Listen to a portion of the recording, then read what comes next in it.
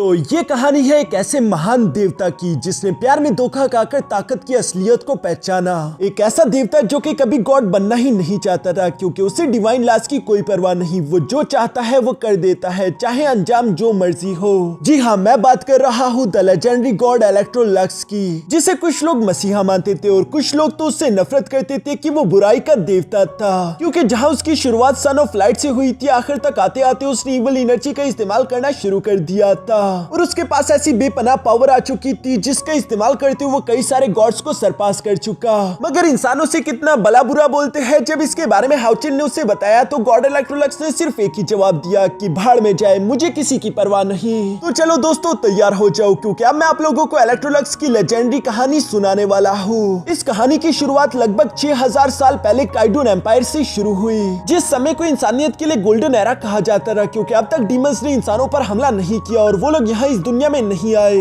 सब कुछ यहाँ पर अमन और शांति के साथ चलता था। लोग गॉडेस ऑफ लाइट को पूजते थे। साथ ही साथ काइडून एम्पायर में एक बहुत बड़ा ग्लोरियस चर्च था, जिसके पादरी ने सब लोगों के सामने एक दिन अनाउंसमेंट कर दी थी कि पिछले 6000 साल से हम लोगों के पास कोई भी सन ऑफ लाइट नहीं है, मगर भविष्यवाणी के हिसाब से हम लोगों को जल्दी एक न्यू सन ऑफ लाइट मिलने वाला है। ये सुनकर काइडून एम्पायर के नॉर्मल लोग तो काफी सारा खुश थे, मगर काइडून एम्पायर का एम्परर तो अलग ही खिचड़ी पका रहा था। उसने काले जादू का इस्तेमाल करते हुए जबरदस्ती अपने बेटे की जान लेकर उसे अगला सन ऑफ लाइट बनाने की कोशिश करी, क्योंकि अगर उसका बेटा अगला सन ऑफ लाइट बन गया तो इस तरह से काइडून एम्पायर हर एक एम्पायर में से ज्यादा स्ट्रॉन्गेस्ट बन जाएगा और वो लोग इस दुनिया पर राज करेंगे। और बदकिस्मती से काइडू एम्परर का ये काला जादू काम भी कर जाता है, क्योंकि पीरो की इनेट स्पिरिचुअल एनर्जी 90 पॉइंट्स तक बढ़ चुकी थी, जिस वजह से एम्परर ने सब लोगों के सामने अनाउंसमेंट कर दी थी कि मेरा बेटा पीरो ही अगला सन ऑफ लाइट है। इस खुशी भरी खबर को मैं चाहता हूँ कि दुनिया के कोने कोने तक फैला दिया जाए। काइडून एम्पायर तो वैसे भी बाकी के सारे एम्पायर्स में से सबसे बड़ा और खतरनाक था, और चूंकि अगला सन ऑफ लाइट भी उन्हीं के एम्पायर में पैदा हुआ है, तो इस बात ने तो काइडून एम्पायर को और भी ज्यादा स्ट्रॉन्ग कर दिया था। यही खबर पास मौजूद पेंगबो एम्पायर के राजा के पास भी आ जाती है, जो कि इस खबर को पढ़ते हुए परेशान होकर अपनी बीवी से कह रहा था कि अगर ये बात सच है फिर हमारे बेटे का क्या होगा। यहाँ उनका बस ये कहना ही था कि तभी अचानक हम लोगों को पहली दफा इलेक्ट्रोलक्स देखने को मिलता है, जिसका बचपन में नाम ली हुआ करता था। और हम देखते हैं कि ली की इनेट स्पिरिचुअल एनर्जी तो पूरे 100 पॉइंट्स की थी, यानी कि असली सन ऑफ लाइट कोई और नहीं बल्कि ली था। ली के मॉम डैड को ये बात मालूम हो चुकी थी, लेकिन फिलहाल वो इस बात को राज रखते हैं। ली बचपन से ही एक नंबर का जीनियस था, क्योंकि उसने खुद के लिए एक स्पेशल टेक्निक क्रिएट की थी। गॉडेस ऑफ लाइट भी उसकी इस टैलेंट को देखकर सरप्राइज थी, क्योंकि ली कहा करता था कि मैं खुद की ही क्रिएशंस बनाना चाहता हूँ, वो किसी और पर डिपेंड नहीं होना चाहता।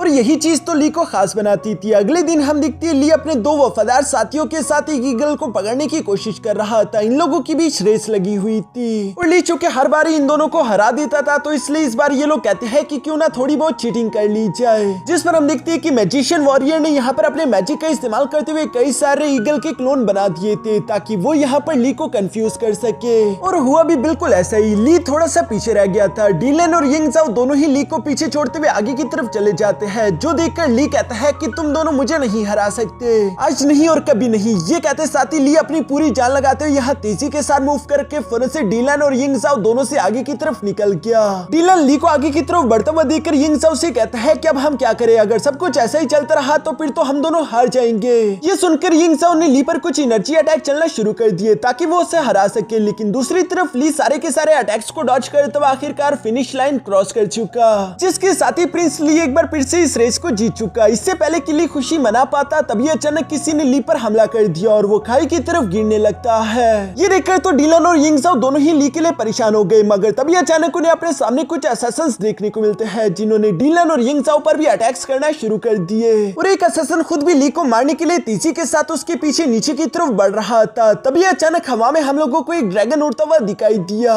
जो कि थंडर अटैक रेडी करते हुए फौरन से उस असैसिन पर हमला कर देता है। और हम देखते हैं कि इस ड्रैगन पर एक खूबसूरत लड़की भी सवार थी, जिसे देखकर तो ली बस सिर्फ उसे देखता ही रह जाता है। दूसरी तरफ वो लड़की ली से कहती है कि आखिर तुम इंतजार किसका कर रही हो, चलो भी मेरा हाथ पकड़कर ऊपर आ जाओ। ली भी उस अनजान लड़की की बात सुनकर फौरन उसका हाथ पकड़ते हुए ड्रैगन पर सवार हो जाता है और इस तरह से ली की जान बच गई। जबकि साथ ही साथ वो लड़की खुश होते हुए यहाँ पर अपने ड्रैगन को शाबाशी देते हुए कह रही थी कि शाबाश लाइटिंग, तुमने काफी अच्छा काम किया। ली अभी भी उस लड़की को देखकर काफी सारा सरप्राइज दिखाई दे रहा था, उसे कुछ भी समझ नहीं आ रहा। तभी अचानक वो लड़की ली को जवाब देते हुए कहती है कि मैं तुम्हारी फ्यूचर में होने वाली बीवी हूँ। ये सुनकर तो ली को अब सब कुछ समझ आ गया। वो जवाब देते हुए कहता है कि अच्छा यानी कि तुम शाही एम्पायर की प्रिंसेस फू लोवो हो। जबकि साथ ही साथ बातें करते हुए यहाँ पर हम दिखते हैं कि ली अपनी पावर्स का इस्तेमाल करते हुए उन असैसिन्स पर भी अटैक कर रहा था, जिससे टकराते हुए वो सारे के सारे असैसिन उड़ते हुए पीछे गिर रहे थे। जिस पर फू लोवो यहाँ ली से कहती है कि मैं उम्मीद करती हूँ कि तुम अपने फादर की तरह बचपन से बीमार ना हो, वरना मेरे लिए तुम्हारा ख्याल रखना काफी ज्यादा मुश्किल हो जाएगा। ये सुनकर ली भी जवाब देते हुए कहता है कि मैंने सुना था कि तुम काफी ज्यादा बदतमीज हो, और मैंने बिल्कुल सही सुना था। जो कहती ली फौरन से अपने लाइट विंग्स एक्टिवेट करके सारे के सारे असैसिन्स को ढूंढना शुरू कर देता है। यहाँ पर ली जब उन असैसिन्स के साथ फाइट कर रहा था तो फूल वो पीछे से आवाज देते हुए कहती है कि मुझसे जरा तमीज से बात करो, एक दिन मैं शाही एम्पायर की रानी बनूंगी। ये सुनकर तो ली भी मुस्कुराते हुए जवाब देकर कहता है कि चलो अच्छी बात है, वैसे भी मेरी फियांसे कोई कमजोर लड़की नहीं होनी चाहिए। जो सब कहते हुए अब तक ली ने सारे के सारे असैसिन्स को हरा दिया था, और वो आखिरी को गर्दन से पकड़ते हुए कहता है कि बताओ तुम्हें यहाँ पर किसने भेजा। ये सुनकर वो असैसिन ली को जवाब देते हुए कहता है कि इस दुनिया में सिर्फ एक ही सन ऑफ लाइट हो सकता है, यानी कि ली का राज नहीं रहा, सब लोगों को मालूम हो चुका है। साथ ही साथ ली को अंदाजा हो चुका था कि जरूर इन असैसिन्स को यहाँ पीरो ने भेजा होगा। तभी अचानक हम देखते हैं कि उस असैसिन ने अपने पास से एक बॉम्ब निकालकर फौरन वहां पर ब्लास्ट कर दिया, जिसकी इफेक्ट के कारण ली की जान जा सकती थी। यिंग ज़ियाओ तो ये देखकर काफी सारा परेशान हो गया, पर तभी अचानक हम देखते हैं कि दूसरी तरफ ली ने फौरन से अपने खुद की क्रिएशन वाली टेक्निक को एक्टिवेट कर दिया, जिसकी वजह से टाइम फ्रीज हो जाता है। ये देखकर तो वो असैसिन भी हैरान हो गया। वो हैरान होते हुए कहता है कि आखिर तुम ऐसा कैसे कर सकते हो। इस पर ली जवाब देते हुए कहता है कि मैं तो काफी कुछ कर सकता हूँ, ये मेरी खुद की बनाई हुई टेक्निक है जिसका आज मैं तुम पर टेस्ट करने वाला हूँ। और ये कहते साथ ही ली ने फौरन से अपनी टाइम रिवर्सल टेक्निक को एक्टिवेट कर दिया, जिसे ली ने खुद बनाया था। इस टेक्निक की वजह से हम देखते हैं कि एक स्पेसिफिक एरिया में टाइम रिवर्स हो गया। ली को उस बॉम्ब का ब्लास्ट नहीं झेलने को मिलता, जबकि उल्टा उस असैसिन को ही इसकी वजह से इंजरीज हो जाती है। वो खुद को बचाने के लिए फौरन से एक पोर्टल एक्टिवेट करके यहाँ से वापस भागना चाहता था, लेकिन फूलवो उसे जाने नहीं देती, बल्कि वो जवाब देते हुए कहती है कि इतनी जल्दी कहाँ। ये कहती है फूलवो ने अपनी तलवार से फौरन उस असैसिन पर हमला कर दिया, जो कि उस पोर्टल के पार जाते हुए पीरो के पास पहुंच जाती है। और पीरो अपनी 2 उंगलियों का इस्तेमाल करते उस तलवार को पकड़ चुका, जिससे पीरो काफी आसानी से तोड़ देता है। साथ ही साथ उसने पोर्टल के आर पार पहली दफा ली को भी अपनी आंखों के सामने देख लिया था, जबकि ली की भी मुलाकात पीरो से हो चुकी है। यहाँ पोर्टल के क्लोज होने के बाद हम देखते हैं कि वो जख्मी असैसिन पीरो से मदद मांगते हुए कह रहा था कि लॉर्ड पीरो प्लीज मेरी मदद करो।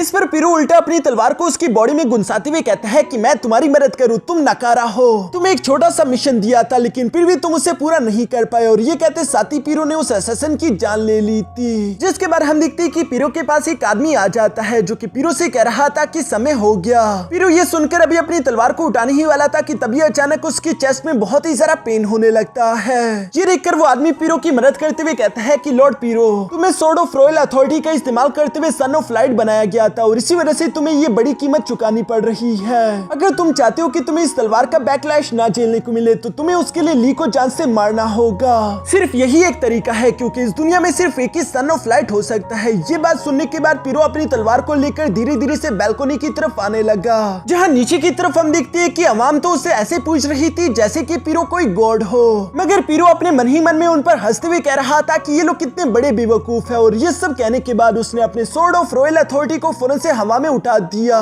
जिसके अंदर से लाइट एनर्जी निकलते हुए आसमान में जाकर ब्लास्ट हो जाती है। और साथ ही साथ वहाँ पर लाइट एनर्जी की बारिश होने लगी। जो लाइट एनर्जी तो उन सबके लिए किसी ब्लेसिंग की तरह थी, क्योंकि ये उनके सारे के सारे जख्मों और बीमारियों को पूरी तरीके से ठीक कर देती है। इसलिए वो सबके सब पीरो के सामने झुकते हुए कह रही थी कि लॉर्ड पीरो, आप हमारे लिए किसी वरदान की तरह हो। मगर दूसरी तरफ पीरो अपने मन ही मन में खुश हो रहा था, क्योंकि वो इन्हीं लोगों की एनर्जी का इस्तेमाल करते हुए खुद को धीरे धीरे ताकतवर कर रहा है, जो कि इन लोगों की जिंदगी कम कर रहा है। मगर इन लोगों को इस बात का एहसास नहीं। इसके बाद सीन शिफ्ट कर वापस से यहाँ पेंगबो एम्पायर में आ गया, जहाँ पर हम ली और फूलोवो को देखते हैं। फूलोवो ली के साथ बातें करते हुए उसे बताती है कि आज के दिन हम दोनों की मंगनी होने वाली है। ये सुनकर तो ली भी हैरान हो गया, और वो सवाल करते हुए कहता है कि आखिर तुम ऐसा कैसे कह सकती हो। इस पर फूलोवो बताती है कि तुम खुद ही सोचो कि मेरा फादर आखिर इतनी दूर तक चलते हुए तुम्हारे फादर से मिलने क्यों आया होगा, मगर तुमने इस तरह से शौक होकर ये क्यों बोला, क्या तुम्हें सच में मुझसे मंगनी नहीं करनी। जो सुनकर तो ली खामोश हो गया। वो अपने मन में सोचता है कि मेरे फादर चाहते थे कि वो मेरी सन ऑफ लाइट वाली आइडेंटिटी को छुपा कर रखे, मगर आज के हमले के बाद ये बात तो होने से रही, क्योंकि पीरो को मेरी आइडेंटिटी के बारे में मालूम हो चुका है। और पीरो यकीनन हर हाल में चाहेगा कि वो इस दुनिया में इकलौता सन ऑफ लाइट बने, क्योंकि काइडून एम्पायर इसकी वजह से काफी सारा ताकतवर हो जाएगा। मेरे फादर इस बात को अच्छे से समझते हैं, और साथ ही साथ उनकी तबीयत भी हर गुजरते दिन के साथ लगातार खराब होती जा रही है, जो कि सच भी था, क्योंकि ली की नजरों के सामने उसका फादर खून की उल्टियां कर रहा था। इसलिए ली काफी ज्यादा परेशान हो गया। दूसरी तरफ उसका फादर भी ली से कहता है कि मुझे माफ कर देना बेटा, अभी हम लोगों को थोड़ा और वक्त चाहिए, हम लोग काफी ज्यादा कमजोर है और मुझे नहीं मालूम कि मैं और कितने दिन जीऊंगा। तुम्हारे लिए और अपने पेंगो एम्पायर के लोगों की सलामती के लिए मुझे मजबूरन ये काम करना पड़ रहा है। मैं शाही एम्पायर के साथ अलायंस क्रिएट करने वाला हूँ, मेरे पास इसके अलावा दूसरा कोई रास्ता नहीं। इसी वजह से हम देखते हैं कि ली भी एग्री हो गया, वो चाहे इस शादी से खुश हो या फिर नहीं, मगर उसे हाँ करनी ही होगी अपने पेंगो एम्पायर के लोगों की सलामती के लिए। यहाँ जब ली इन सारी सोचों में घूमता तभी अचानक मिस फूलो दोबारा ली से सवाल करते हुए कहती है कि आखिर तुम इतने ज्यादा खोए हुए क्यों हो, क्या तुम सच में मुझे पसंद नहीं करते या फिर कोई और मसला है। इस पर ली जवाब देते हुए कहता है कि अभी तो हम दोनों को मिले हुए आधा दिन भी नहीं हुआ, आखिर मैं इस सवाल का जवाब कैसे दे सकता हूँ। जिस पर फूलो वो कहती है फिर आखिर डर किस बात का, वैसे भी एक दूसरे को जानने के लिए हमारे पास पूरी जिंदगी होगी। ली भी मुस्कुराते हुए जवाब देकर कहता है कि हाँ तुमने सही कहा और मैं इस चैलेंज के लिए तैयार हूँ। जिसके साथ ही हम देखते हैं कि ली और फूलो की आखिरकार उसी शाम मंगनी हो गई। दोनों ही अपने अपने हाथ पर कट लगाते हुए साथ ही साथ अपने खून को एक दूसरे के साथ मिलाते हुए 7 कस्में खाते हैं कि कभी भी हम एक दूसरे का साथ नहीं छोड़ेंगे। अब से तुम मेरी हो, मैं तुम्हारा, हम दोनों ही एक दूसरे का साथ देंगे। तुम्हारी मुश्किलें मेरी मुश्किलें हैं और मेरी मुश्किलें तुम्हारी मुश्किलें। आज के बाद से हम दोनों एक है, हम दोनों को सिर्फ मौत ही जुदा कर सकती है। और इसी तरह से 7 कस्में खाने के बाद इन दोनों की एंगेजमेंट सेरेमनी कंप्लीट हो गई, जो देखकर इन दोनों के पेरेंट्स और साथ ही साथ सारी की सारी पब्लिक भी काफी ज्यादा खुश थी। साथ ही साथ हमें यहाँ पर फूलो की गार्ड भी देखने को मिलती है जिसका नाम एडसी था, जो कि बिल्कुल चेरी की तरह दिखती थी। वो भी यहाँ पर इन दोनों की जोड़ी देखकर काफी ज्यादा खुश थी और इनको सलामती की दुआ दे रही थी। तभी अचानक हम देखते हैं कि ली फूलो का हाथ पकड़कर उसके साथ तेजी से भागते हुए क्लिफ से कूद गया, जो देखकर तो सब लोग ही सरप्राइज हो गए थे। मगर हमें जानने को मिलता है कि क्लिफ से नीचे तो पहले ही थंडर ड्रैगन मौजूद था, जो कि इन दोनों को सवार करते हुए हवा में ले आया। और अब इसी तरह से धीरे धीरे वक्त गुजरता रहा। मिस फूलो और ली दोनों बड़े हो चुके थे। ली ने बड़े होने के बाद अपना नाम चेंज कर लिया था। सब लोगों ने उसे प्यार से इलेक्ट्रोलक्स पुकारना शुरू कर दिया है, क्योंकि इलेक्ट्रोलक्स का मतलब होता है बहुत ही ज्यादा तेज चमकने वाली रोशनी, और सब लोग ली को इसी नजर से देखते थे। और चूंकि इलेक्ट्रोलक्स ने यहाँ फूलो के साथ अब तक इतना समय गुजार लिया था, तो धीरे धीरे इलेक्ट्रोलक्स को भी फूलो पसंद आने लगी थी। वो फूलो को दिल से एक्सेप्ट कर चुका था। और चूंकि पेंगो एम्पायर और शाही एम्पायर दोनों एक दूसरे के साथ रिश्ते में जुड़ चुके थे, तो इसी वजह से ये दोनों एम्पायर भी पहले से स्ट्रॉन्ग हो चुके। यहाँ के लोगों के लिए ये बात काफी अच्छी थी, सब कुछ अच्छे से चल रहा था। लेकिन काइडून एम्पायर को बेशक ये बात पसंद नहीं, इसलिए हम देखते हैं कि धीरे धीरे उसने पेंगो एम्पायर पर अपनी आर्मी को जंग करने के लिए भेजना शुरू कर दिया। ये बात इलेक्ट्रोलक्स के फादर को काफी ज्यादा परेशान कर रही थी। पर तभी अचानक उन्हें बैटल ऑफ जीनियसेस की खबर मिलती है। ये बैटल ऑफ जीनियसेस कंपटीशन काफी ज्यादा खास था, जिसे ग्लोरियस चर्च ऑर्गेनाइज करता है। इस कंपटीशन के दौरान पूरे के पूरे कॉन्टिनेंट से अलग अलग जीनियस कल्टीवेटर ग्लोरियस चर्च में इकट्ठा होंगे, जिन्हें एक अलग बैटलफील्ड में बेचा जाएगा।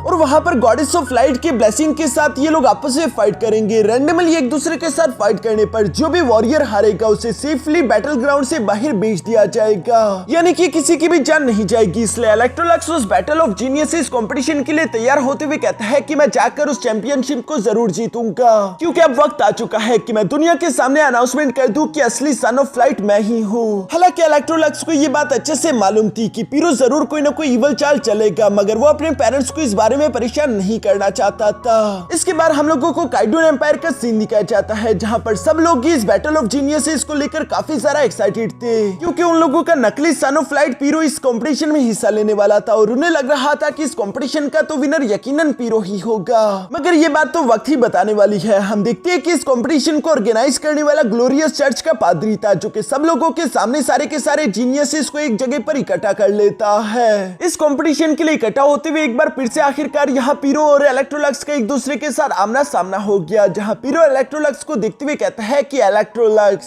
आखिरकार तुम अपनी गुफा से निकलकर बाहर आ ही गई, मुझे नहीं लगा था कि तुम इतने अरसे तक खामोश बैठोगे। जिस पर इलेक्ट्रोलक्स पीरो को जवाब देते हुए कहता है कि मैं तो बस सिर्फ इंतजार कर रहा था कि तुम्हारे ये झूठ का गुब्बारा और ज्यादा बड़ा हो जाए, क्योंकि जितना बड़ा गुब्बारा उतना ही फोड़ने में ज्यादा आवाज आएगी। यहाँ पीरो और इलेक्ट्रोलक्स दोनों ही एक दूसरे के आमने सामने सामने आ चुके थे। तभी अचानक ग्लोरियस चर्च का पादरी सब लोगों के सामने अनाउंसमेंट करते हुए बताता है कि इस बैटल ऑफ जीनियसिस को जो भी जीतेगा उस विनर को हम लोग इनाम के तौर पर ये divine artifact ring of destiny देने वाले हैं। उम्मीद करता हूँ कि आप लोग इस कंपटीशन में अच्छा परफॉर्म करो। जो कहते साथ ही वो पादरी फौरन से इस कंपटीशन को शुरू करवा चुका, जिसके साथ ही ये सारे के सारे जीनियस फौरन से टेलीपोर्ट होते हुए बैटलफील्ड में चले गए। इस कंपटीशन में हम देखते हैं कि इलेक्ट्रोलक्स, पीरो और फुल्लो वो तीनों ही काफी सारा अच्छा परफॉर्म कर रहे थे, जहां पर बारी बारी करके इन लोगों का सामना कई सारे बीस्ट और लोगों से होता रहा, जहां अलग अलग कैंडिडेट्स को हराते हुए ये लोग इसी तरह से इस कंपटीशन में आगे की तरफ बढ़ते रहे और आखिरकार हम देखते हैं कि इलेक्ट्रोलक्स और फुल्लो का एक दूसरे के साथ आमना सामना हो गया, जो देखकर इनके बाहर मौजूद दोस्तों काफी सारा परेशान हो गए कि अब क्या होगा, क्या इलेक्ट्रोलक्स और फुल्लो एक दूसरे के साथ फाइट करेंगे।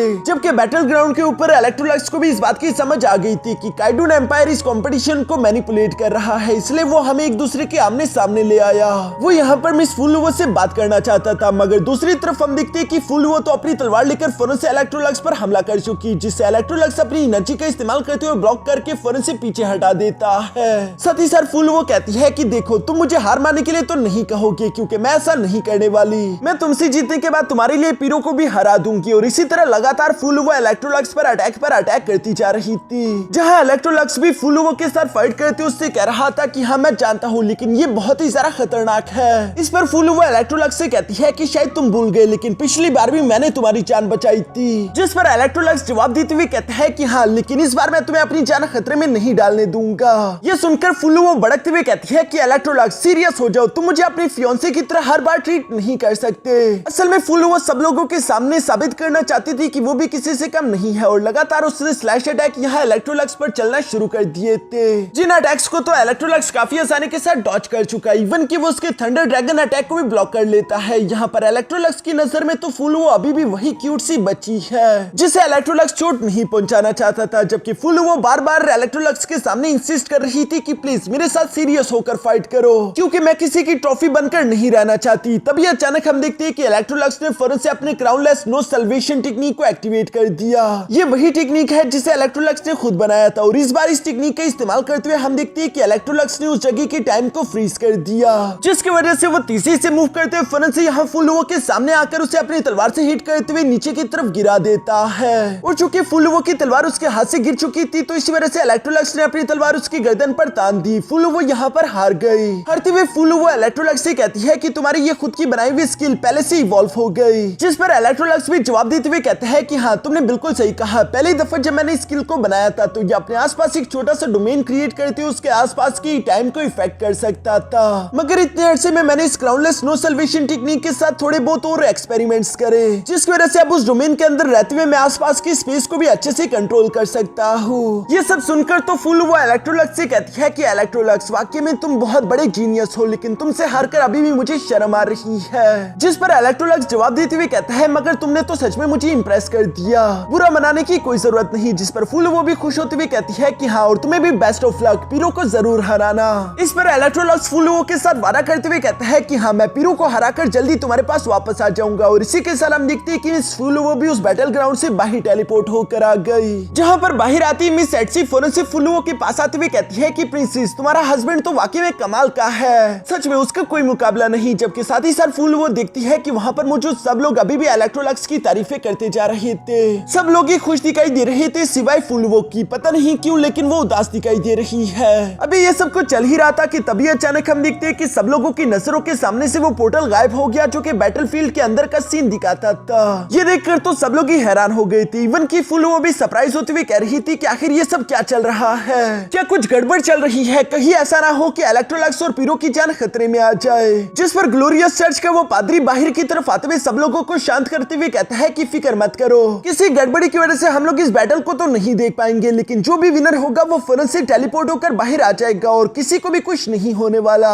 मगर उसकी बातें सच नहीं थी, क्योंकि दूसरी तरफ बैटलफील्ड में हम देखते हैं कि कई सारे लेवल 8 के असैसिन्स ने एक साथ ही इलेक्ट्रोलक्स को मारने के लिए उस पर हमला करना शुरू कर दिया है। जिन असैसिन्स के साथ तो इलेक्ट्रोलक्स काफी कूल तरीके से फाइट करता जा रहा था, उसके सामने ये लेवल 8 के असैसिन्स तो कुछ भी नहीं। और साथ ही साथ इलेक्ट्रोलक्स को ये भी मालूम हो चुका था कि जरूर ये पीरो की ही चाल होगी, इसलिए वो ऊंची आवाज में कहता है कि चलो भी पीरो सबके सामने आ जाओ, मैं जानता हूँ कि तुम भी यहीं पर कहीं होगे। दूसरी तरफ पीरो आवाज देते हुए कहता है कि इतनी भी जल्दी क्या है, पहले मेरे असैसिन्स को तो तुम्हारे साथ मजे करने दो, एक बार वो तुम्हारे साथ मजे कर ले, उसके बाद मैं भी तुम्हारे सामने आ जाऊंगा। ये सुनकर इलेक्ट्रोलक्स उन असैसिन से कहता है कि चलो एक साथ मुझ पर हमला करो, और उन सारे के सारे असैसिन्स ने एक साथ ही इलेक्ट्रोलक्स को मारने के लिए उस पर हमला कर दिया। जिन सबके सब असैसिन्स को इलेक्ट्रोलक्स सिर्फ एक ही थंडर एनर्जी अटैक का इस्तेमाल करते हुए खत्म कर देता है। उन सारे के सारे असैसिन्स को जैसे ही इलेक्ट्रोलक्स ने मारा तभी अचानक उसके पीछे से पीरो भी आ गया, जो कि इलेक्ट्रोलक्स से कह रहा था कि शाबाश इलेक्ट्रोलक्स, तुमने तो मुझे इंप्रेस कर दिया। आखिरकार इतने अरसे बाद दोबारा हम लोगों की मुलाकात हो ही गई। इस पर दूसरी तरफ इलेक्ट्रोलक्स उसे जवाब देते हुए कहता है मगर तुम बिल्कुल भी नहीं बदले, तुम अभी भी अपने बचपन की तरफ वही कमजोर लड़के हो जो कि दूसरों का इस्तेमाल करते हुए हमेशा उनकी पीठ पीछे खुद छुप जाता है। जिस पर पीरो को गुस्सा तो काफी आया, लेकिन वो इलेक्ट्रोलक्स के सामने अपनी तलवार निकालते हुए कहता है कि चलो इलेक्ट्रोलक्स, इस जंग को हमेशा हमेशा के लिए खत्म कर दिया जाए। मगर मैं तुम्हें पहले ही बता देना चाहता हूँ कि ऑलरेडी तुम्हारे लिए काफी ज्यादा देर हो चुकी है। जैसे ही तुमने इस बैटलफील्ड में कदम रखी थी तब से पहले ही तुम मेरी मुट्ठी में आ चुके हो, क्योंकि पीरो ने पहले ही चालाकी से इस बैटलफील्ड में इलेक्ट्रोलक्स को पकड़ने के लिए फॉर्मेशन बिछा कर रखे हुए थे, जिसे वो अपनी तलवार का इस्तेमाल करते हुए एक्टिवेट कर चुका। ये देखकर तो इलेक्ट्रोलक्स थोड़ा सा परेशान हो जाता है, क्योंकि तभी अचानक जमीन से कई सारे असैसिन्स निकलते हुए तेजी के साथ इलेक्ट्रोलक्स पर झपट पड़े, और इलेक्ट्रोलक्स जैसे ही उन असैसिन से खुद को छुड़ाने की कोशिश करता है तभी अचानक उसने देखा कि वहां पर तो एक 9th रैंक का सीलिंग मैजिक लगा हुआ था, जिसने इलेक्ट्रोलक्स के हाथों और पैरों को जकड़ लिया। वो बिल्कुल भी अपनी जगह से मूव नहीं कर पा रहा। वो हैरान होते हुए कहता है कि आखिर ये सब क्या है, जिस पर पीरू इलेक्ट्रोलक्स के पास आते हुए कहता है कि इलेक्ट्रोलक्स, अब तक तो तुम्हें एहसास हो चुका होगा कि इस फॉर्मेशन को स्पेशली तुम्हारे लिए डिजाइन किया गया है, क्योंकि ये फॉर्मेशन तुम्हारी सारी की सारी लाइट एनर्जी एब्सॉर्ब करके मुझे दे देगा, और इस तरह से मैं ट्रू सन ऑफ लाइट बन जाऊंगा। जिस पर इलेक्ट्रोलक्स उसे जवाब देते हुए कहता है कि तुम कभी भी असली सन ऑफ लाइट नहीं बन पाओगे। लेकिन पीरू ये सब सुनकर हंसते हुए कहता है अभी के लिए तो तुम मुर्दा बनने वाले हो, चलो अब मैं यहाँ से जा रहा हूँ, क्योंकि बाहर सब लोग मेरा इंतजार कर रही है। ये सब कहते हुए पीरू वहाँ से हंसते हुए चला गया।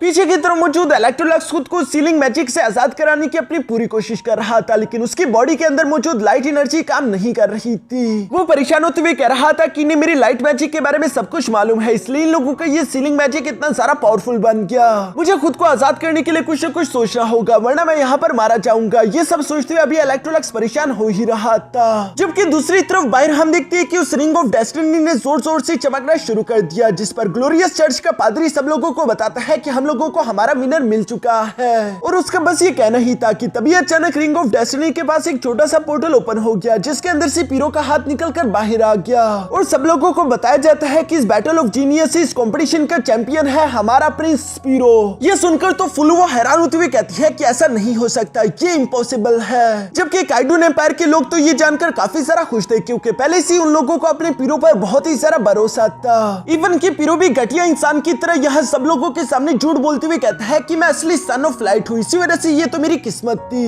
मुझे तो जीतना ही था। ये सुनकर इलेक्ट्रोलक्स का दोस्त यिंगसाओ आगे की तरफ बढ़ते हुए कहता है कि तुमने इलेक्ट्रोलक्स को कैसे हराया। इवन की फुलुओ भी सवाल करते हुए कहती है कि इस वक्त इलेक्ट्रोलक्स कहां पर है, जिस पर पीरो सब लोगों के सामने झूठ बोलते हुए कहता है कि इलेक्ट्रोलक्स के इरादे बिल्कुल भी अच्छे नहीं थे, वो बुरे इरादों के साथ मुझे जान से मार देना चाहता था, इसलिए मैंने इलेक्ट्रोलक्स को हराकर उसे ट्रायल ग्राउंड पर ही कैद कर दिया। जो सुनकर फुलुओ भड़कते हुए कहती है कि तुम झूठ बोल रही हो। इस पर पीरो को भी गुस्सा आ गया। वो फौरन से अपनी लाइट एनर्जी का प्रेशर बनाते हुए इन सब लोगों पर प्रेशर डालते हुए कहता है कि मैं सन ऑफ लाइट हूँ, मुझे जरा तमीज से बात करो, नहीं तो ये तुम्हारे लिए अच्छा नहीं होगा। यहाँ पर फुलुओ इस तरह से तकलीफ में थी और वो अपने मन में कह रही थी कि इलेक्ट्रोलक्स तुम कहां पर हो। तभी सीन शिफ्ट होकर दूसरी तरफ बैटलफील्ड में मौजूद इलेक्ट्रोलक्स पर आ जाता है, जो कि उस फॉर्मेशन के अंदर कैद था। यह इलेक्ट्रोलक्स खुद को शांत कराते हुए अपने मन में कह रहा था कि मेरी लाइट एनर्जी ऑलमोस्ट खत्म हो चुकी है, मैं लाइट एनर्जी का इस्तेमाल नहीं कर पा रहा, मगर सिर्फ लाइट एनर्जी ही मेरी आइडेंटिटी नहीं है। ये सब कहते हुए इलेक्ट्रोलक्स खुद से सवाल करता है क्या होता अगर मैं सन ऑफ लाइट ना होता,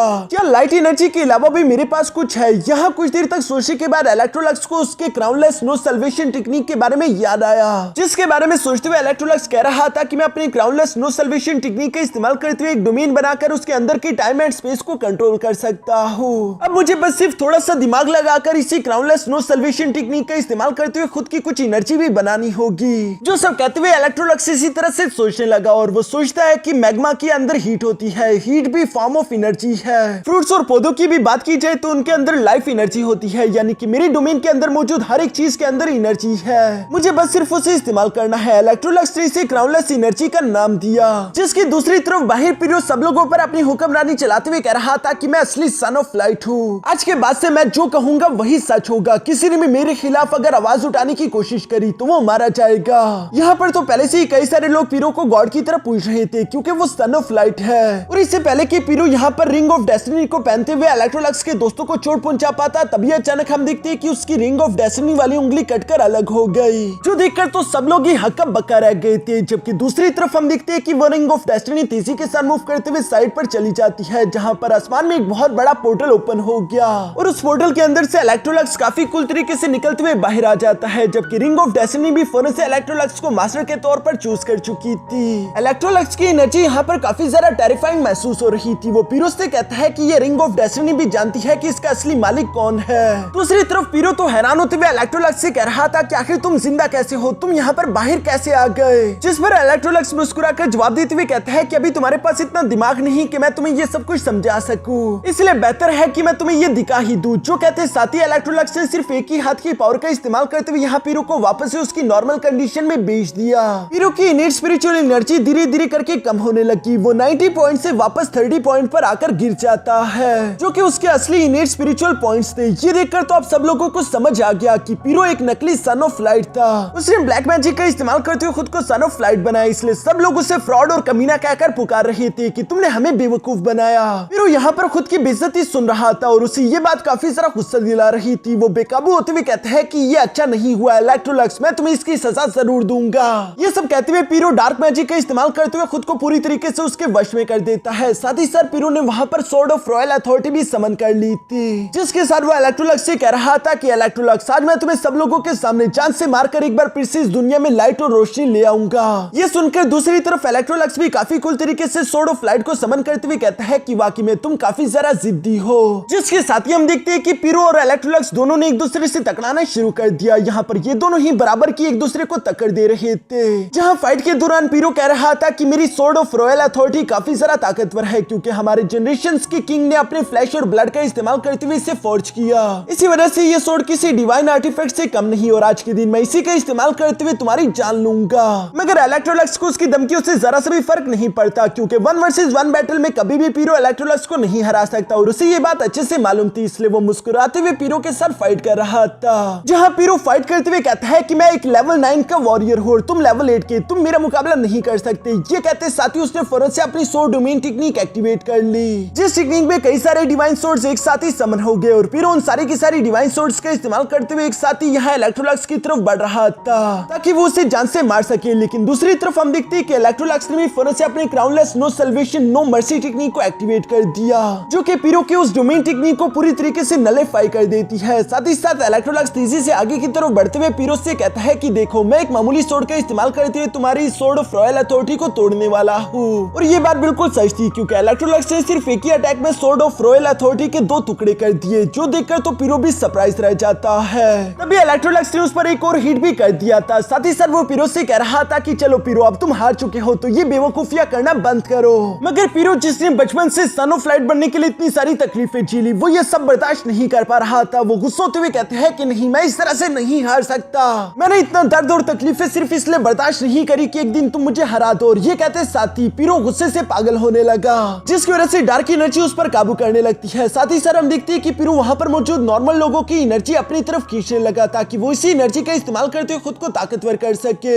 पीरो ने अब तक जिन लोगों को भी थोड़ी बहुत भी लाइट एनर्जी दी थी, वो उन सब लोगों की एनर्जी उनसे खींचने लगा, जिससे उन सब लोगों की जान जा सकती थी। मगर पीरो को इस बात की कोई परवाह नहीं। लेकिन दूसरी तरफ इलेक्ट्रोलक्स पीरो की तरफ देखते हुए कहता है कि पीरो देखो, मैं तुम्हें जान से नहीं मारना चाहता था, लेकिन मैं तुम्हें इस बात की इजाजत भी नहीं दे सकता कि तुम बेगुनाह लोगों की जान ले लो। ये सब कहती है इलेक्ट्रोलक्स काफी कूल तरीके से अपना हाथ हवा में उठाते हुए फौरन से गॉडेस ऑफ लाइट को वहां पर समन कर चुका, जिसकी पावर का इस्तेमाल करते हुए डार्क एनर्जी से बने हुए सारे के सारे टोर्नेडोज को खत्म कर देता है। ये देखकर पीरो हैरान होते हुए कहता है कि गॉडेस ऑफ लाइट, आखिर तुम उसका ऑर्डर क्यों सुन रही हो? तुम्हें तो मेरी बात माननी चाहिए। जबकि दूसरी तरफ हम देखते हैं कि सारी की सारी आवाम दोबारा से ठीक होने लगी और उन्हें अब समझ आ जाता है कि इलेक्ट्रोलक्स ही असली सन ऑफ लाइट है, क्योंकि उसने यहाँ पर गॉडेस ऑफ लाइट को समन करके हम सबको ठीक कर दिया।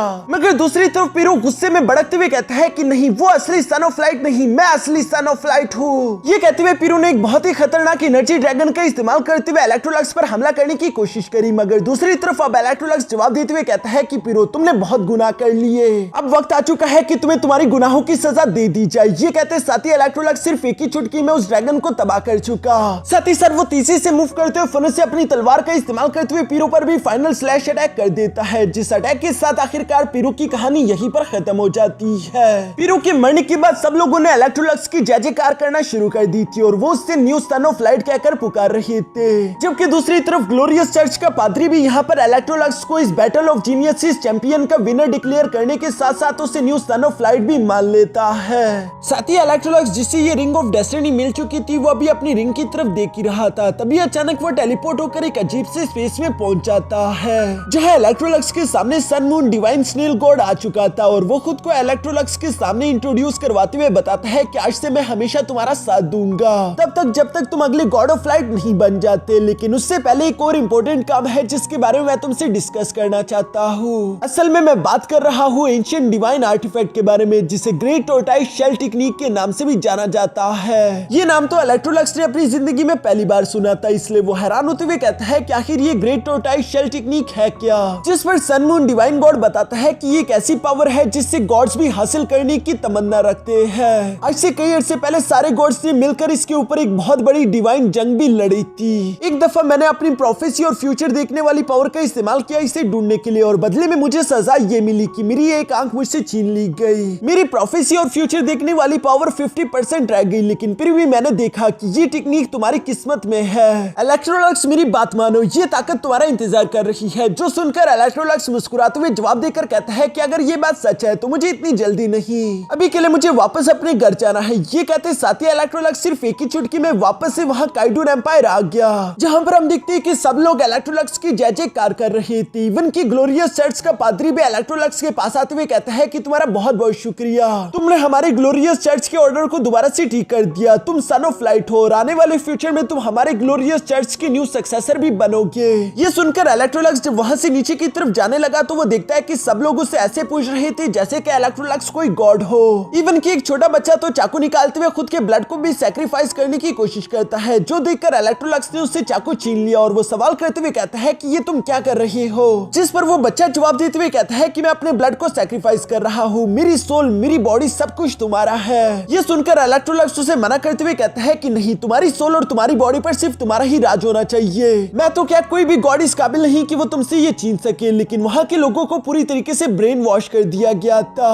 वो लोग अपनी जिंदगी के पैदा होने का मकसद ही सन ऑफ लाइट को मानते थे। उन्होंने अपना सब कुछ सन ऑफ लाइट पर लुटा देने का फैसला कर लिया था। ये सारा पागलपन देखकर तो इलेक्ट्रोलक्स पूरी तरीके से हैरान रह गया। उसे ऐसा लग रहा था जैसे कि ये सब लोग कुछ जरा ही पागल हो चुके हैं। वापस से अपने पेंगो एम्पायर की तरफ जाते हुए इस बारे में फुल लोगों को भी बताने लगा। इवन कि उसने ये भी फुल लोगों को बता दिया था कि मेरी मुलाकात Sun moon divine snail God से हुई और उसके साथ मेरी क्या क्या बात हुई, ये सब कुछ भी उसने बता दिया है। जिस पर फुल वो इलेक्ट्रोलक्स से कहती है कि तुम बिला वजह ही परेशान हो रहे हो, वो लोग धीरे धीरे ठीक हो जाएंगे और एक बार तुम ग्रेट टोर्टाइस शेल आर्ट टेक्निक हासिल कर लो, उसके बाद हम दोनों शादी भी कर लेंगे, सब कुछ पहले जैसा नॉर्मल हो जाएगा। जो सुनकर तो इलेक्ट्रोलक्स भी खुश हो जाता है। इसके बाद वो फुल वो के साथ मिलते उसी जगह पर चला जाता है जहाँ पर sun moon divine snail God ने इलेक्ट्रोलक्स को आने के लिए बोला था। रास्ते में चलते हुए फुल वो इलेक्ट्रोलक्स से कहती है कि अगर ये ग्रेट शेल टोर्टाइस टेक्निक उतनी ही ज्यादा खास हुई जितना तुमने बताया, फिर तो ये काफी ज्यादा अच्छी बात हो जाएगी। जबकि पीछे की तरफ काइडून एम्पायर में चुके इलेक्ट्रोलक्स ने पीरो को जान से मार दिया था, तो उसका फादर बदला लेना चाहता था, इसलिए वो उन्हीं इवल मास्टर्स के पास वापस से आ जाता है जिन्होंने पिछली बार ब्लैक मैजिक का इस्तेमाल करते हुए पीरो को नकली सन ऑफ लाइट बनने में मदद की थी। इस बार हम देखते हैं कि एम्परर यहाँ पर खुद की ही खुद जान ले लेता है, जिसकी कुर्बानी देने के बाद हम देखते हैं कि उन लोगों ने यहाँ पर गॉड ऑफ डेथ को समन करना शुरू कर दिया था, क्योंकि वो लोग गॉड ऑफ डेथ के साथ डील करते हुए इलेक्ट्रोलक्स को जान से मरवाना चाहते थे। इलेक्ट्रोलक्स जो कि सन मून डिवाइन गॉड के बताए हुए उस रून वाली लोकेशन तक पहुंच जाता है, तभी अचानक उस पर किसी ने हमला कर दिया। जिस हमले से फुलुओ को बचाने के लिए हम देखते हैं कि इलेक्ट्रोलक्स फौरन से उसे दिक्कत दे देता है। दूसरी तरफ हम देखते हैं कि ये सारे के सारे असैसिन्स टेलीपोर्ट होकर गॉड ऑफ डेथ के सामने आ चुके थे, जो कि पहले तो उन असैसिन्स पर गुस्सा करते हुए कहता है कि बताओ तुम लोगों ने यहाँ पर मुझे समन क्यों किया। साथ ही साथ यही इवल मास्टर इलेक्ट्रोलक्स को भी टेलीपोर्ट करते हुए यहाँ गॉड ऑफ डेथ के सामने ले आए थे, जिसके बाद ये लोग गॉड ऑफ डेथ के सामने भीख मांगते हुए कहते हैं कि गॉड ऑफ डेथ हम आपके साथ डील करना चाहते हैं, हमारी जिंदगी के बदले आप इस लड़के को जान से मार डालो। जो सुनकर तो गॉड ऑफ डेथ गुस्से में आते हुए सिर्फ एक ही उंगली की पावर का इस्तेमाल करते हुए उनमें से कुछ इवल सोल मास्टर्स को जान से मार चुका, जबकि बाकी अभी भी यहाँ पर गॉड ऑफ डेथ के साथ डील करते हुए कह रहे थे कि हम अपनी जिंदगी देने के लिए तैयार है, प्लीज आप भी अपने कॉन्ट्रैक्ट को पूरा करते हुए इस इलेक्ट्रोलक्स को जान से मार डालो। जो सुनकर गॉड ऑफ डेथ ने उन बाकी के भी इवल असैसिन्स को जान से मार डाला। साथ ही साथ वो कहता है कि डील पूरी होगी, जिसके बाद गॉड ऑफ डेथ यहाँ इलेक्ट्रोलक्स की तरफ देखते हुए कहता है तो तुम हो इलेक्ट्रोलक्स। इस पर इलेक्ट्रोलक्स गॉड ऑफ डेथ की तरफ देखते हुए मुस्कुराकर कहता है कि मैंने कभी नहीं सोचा था कि तुम जैसे एक बड़े महान गॉड को भी नॉर्मल इंसान कभी ऑर्डर्स दे पाएंगे। जिस पर गॉड ऑफ डेथ जवाब देते हुए कहता है कि ये एक अच्छी डील थी, उन लोगों ने अपनी जान की डील करी तुम्हारी जान के बदले, तो ये मुझे मंजूर है। जो कहते साथ ही वो अपनी एक ब्लेड टेक्निक का इस्तेमाल करते हुए फौरन से इलेक्ट्रोलक्स पर हमला कर देता है। जो ब्लेड इससे पहले कि इलेक्ट्रोलक्स की जान ले पाता, तभी अचानक इलेक्ट्रोलक्स ने अपने क्राउनलेस नो सल्वेशन टेक्निक को एक्टिवेट कर दिया, जिसकी वजह से वो ब्लेड हवा में ही रुक चुकी थी। ये देखकर तो गॉड ऑफ डेथ भी थोड़ा सा सरप्राइज हो गया और वो हैरान होते हुए कहता है कि तुम्हें इतनी पावर है कि तुम मेरे अटैक को रेजिस्ट कर सको। जो कहती गॉड ऑफ डेथ दोबारा से अपनी पावर का इस्तेमाल करते हुए यहाँ पर कुछ स्पेयर्स इलेक्ट्रोलक्स के हाथों और पैरों में गुंसा देता है। इसके बाद वो फाइनल अटैक को रेडी करते हुए कहता है कि चलो मुझे और ज्यादा सरप्राइज करो, मैं देखना चाहता हूँ कि इसके अलावा तुम्हें और कितनी ज्यादा एबिलिटीज है। जो कहती गॉड ऑफ डेथ ने अपने फाइनल स्पेयर का इस्तेमाल करते हुए तेजी से इलेक्ट्रोलक्स को मारने के लिए उस पर हमला कर दिया। यह स्पेयर को अपनी तरफ आता हुआ देखकर इलेक्ट्रोलक्स ऊंची आवाज में चिल्लाते हुए कहता है Sun moon Divine God. Electrolux का बस ये कहना ही था कि तभी अचानक हम देखते हैं कि वहां पर sun moon snail divine god आ जाता है, जो कि आते साथ ही अपनी sun moon snail divine shield का इस्तेमाल करने लगा ताकि वो स्पेयर अटैक को ब्लॉक कर सके। दूसरी तरफ Electrolux Sun moon snail divine God से कहता है कि तुमने जैसी प्रोफेसी की थी बिल्कुल वैसा ही हो रहा है। असल में यहाँ आने से पहले ही sun moon snail divine God ने इलेक्ट्रोलक्स को बताया था कि अगर तुम्हें ग्रेट टोटाई शेल टेक्निक तक पहुंचना है तो उससे पहले तुम्हें खुद के अंदर इतनी हिम्मत और बहादुरी लानी होगी कि तुम खुद डेथ का मुकाबला कर सको। और चूंकि इलेक्ट्रोलक्स के अंदर ये बहादुरी थी तो इसी वजह से हम देखते हैं कि सन मून डिवाइन गॉड यहाँ पर इलेक्ट्रोलक्स के माथे पर हिट करते हुए कहता है कि अब मेरी सारी की सारी प्रोफेसी पावर खत्म हो जाएगी, इसलिए इलेक्ट्रोलक्स तुम्हें कामयाब होना ही होगा। जिसके साथ ही हम देखते हैं कि इलेक्ट्रोलक्स की सोल स्पेस में मूव करते हुए तेजी के साथ टेलीपोर्ट होकर एक अजीब से स्पेस में पहुंच गई थी, जो जगह असल में वही ग्रेट टोटाई शेल आर्ट टेक्निक है। इधर आते साथ ही हम देखते हैं कि इलेक्ट्रोलक्स को एक आवाज सुनाई दी, जो कि इलेक्ट्रोलक्स से कह रही थी कि क्या तुम जानते हो कि ग्रेट शेल टोटाइस टेक्निक को कैसे हासिल किया जा सकता है। जैसे ही तुम यहाँ पर इंटर हुए तुम्हारा टेस्ट शुरू हो गया। पर ये जगह इलेक्ट्रोलक्स के लिए काफी ज्यादा मिस्टीरियस थी, क्योंकि उसे खुद का ही एक क्लोन देखने को मिलता है जिसे वहाँ पर मौजूद एक बूढ़ी औरत ने जान से मार डाला, या फिर मैं कहूँ कि उसके क्लोन को जान से मार डाला। दूसरी तरफ वो बूढ़ी यहाँ पर इलेक्ट्रोलक्स से कह रही थी कि ग्रेट शेल टोटाइस टेक्निक को हासिल करने के लिए कोई भी टेस्ट नहीं है। जो सुनकर इलेक्ट्रोलक्स जब सवाल करते हुए पूछता है फिर मैं उसे कैसे हासिल करूँ, तभी अचानक हम देखते हैं कि एक छोटी बच्ची दोबारा से इलेक्ट्रोलक्स के क्लोन को मार देती है और इलेक्ट्रोलक्स की यहाँ पर बार बार इसी तरह से मौत हो रही थी। यहाँ पर हम देखते हैं कि असल में एक ही औरत के 3 अलग अलग वर्जन थे, उसके बचपन का वर्जन, उसके बुढ़ापे का वर्जन, उसकी जवानी का वर्जन, जो तीनों ही इलेक्ट्रोलक्स से बारी बारी करके बात कर रही थी। और वो इलेक्ट्रोलक्स से कह रही थी कि ये बहुत ही आसान है, तुम्हें जो भी चाहिए होगा वो हम तुम्हें दे देंगे। मगर इंसानों को सिंपल चीजें पसंद नहीं आती, उन्हें हर चीज को हमेशा मुश्किल बनाना होता है। हम जानते हैं कि तुम यहाँ पर क्यों आए, क्योंकि तुम्हें ऐसी पावर चाहिए कि तुम उसका इस्तेमाल करते हुए गॉड ऑफ डेथ को जान से मार सको, और वो पावर तुम्हें मिल भी जाएगी, लेकिन वो पावर हमेशा से ही तुम्हारे सामने थी। इसी तरह की बातें करते वो औरत लगातार इलेक्ट्रोलक्स को मैनिपुलेट करने की कोशिश कर रही थी। वो उसे बताती है कि पहला सन ऑफ लाइट जिसने Sun moon snail divine God को जान से मारकर खा लिया था, उसके बाद उसे डिवाइन ड्रैगन की पावर मिल गई। सेकंड सन ऑफ लाइट, उसने भी Sun moon snail divine God को जान से मारकर खा लिया था, जिसकी वजह से उसे गॉड ऑफ ग्लोरी की पावर मिली। और अब तुम हो तीसरे सन ऑफ लाइट, तुम अगर चाहो तो तुम भी Sun moon snail divine God को जान से मारकर खा सकते हो, उसके बाद तुम्हें ऐसी पावर मिलेगी जो कि किसी भी गॉड के पास ना हो। ये सब कहते उस बच्ची ने एक बार फिर से इलेक्ट्रोलक्स के क्लोन को जान से मार डाला। यह इलेक्ट्रोलक्स को तभी अचानक अपने सामने sun moon snail divine God बंदा हुआ दिखाई देता है, जो कि उससे बात करते हुए कह रहा था कि डिवाइन स्नेल और सन ऑफ लाइट दोनों सेम ओरिजिन से आते हैं, हम दोनों की किस्मत में ही एक बनना लिखा हुआ है, किस्मत से कोई नहीं भाग सकता, इसलिए इलेक्ट्रोलक्स मुझे मारकर खा जाओ। सिर्फ यही तरीका है अपने सन ऑफ लाइट के फुल पोटेंशियल को एक्टिवेट करने का, इस तरह से तुम एक गॉड बन जाओगे और तुम में इतनी ताकत आ जाएगी कि तुम गॉड ऑफ डेथ का मुकाबला कर सको।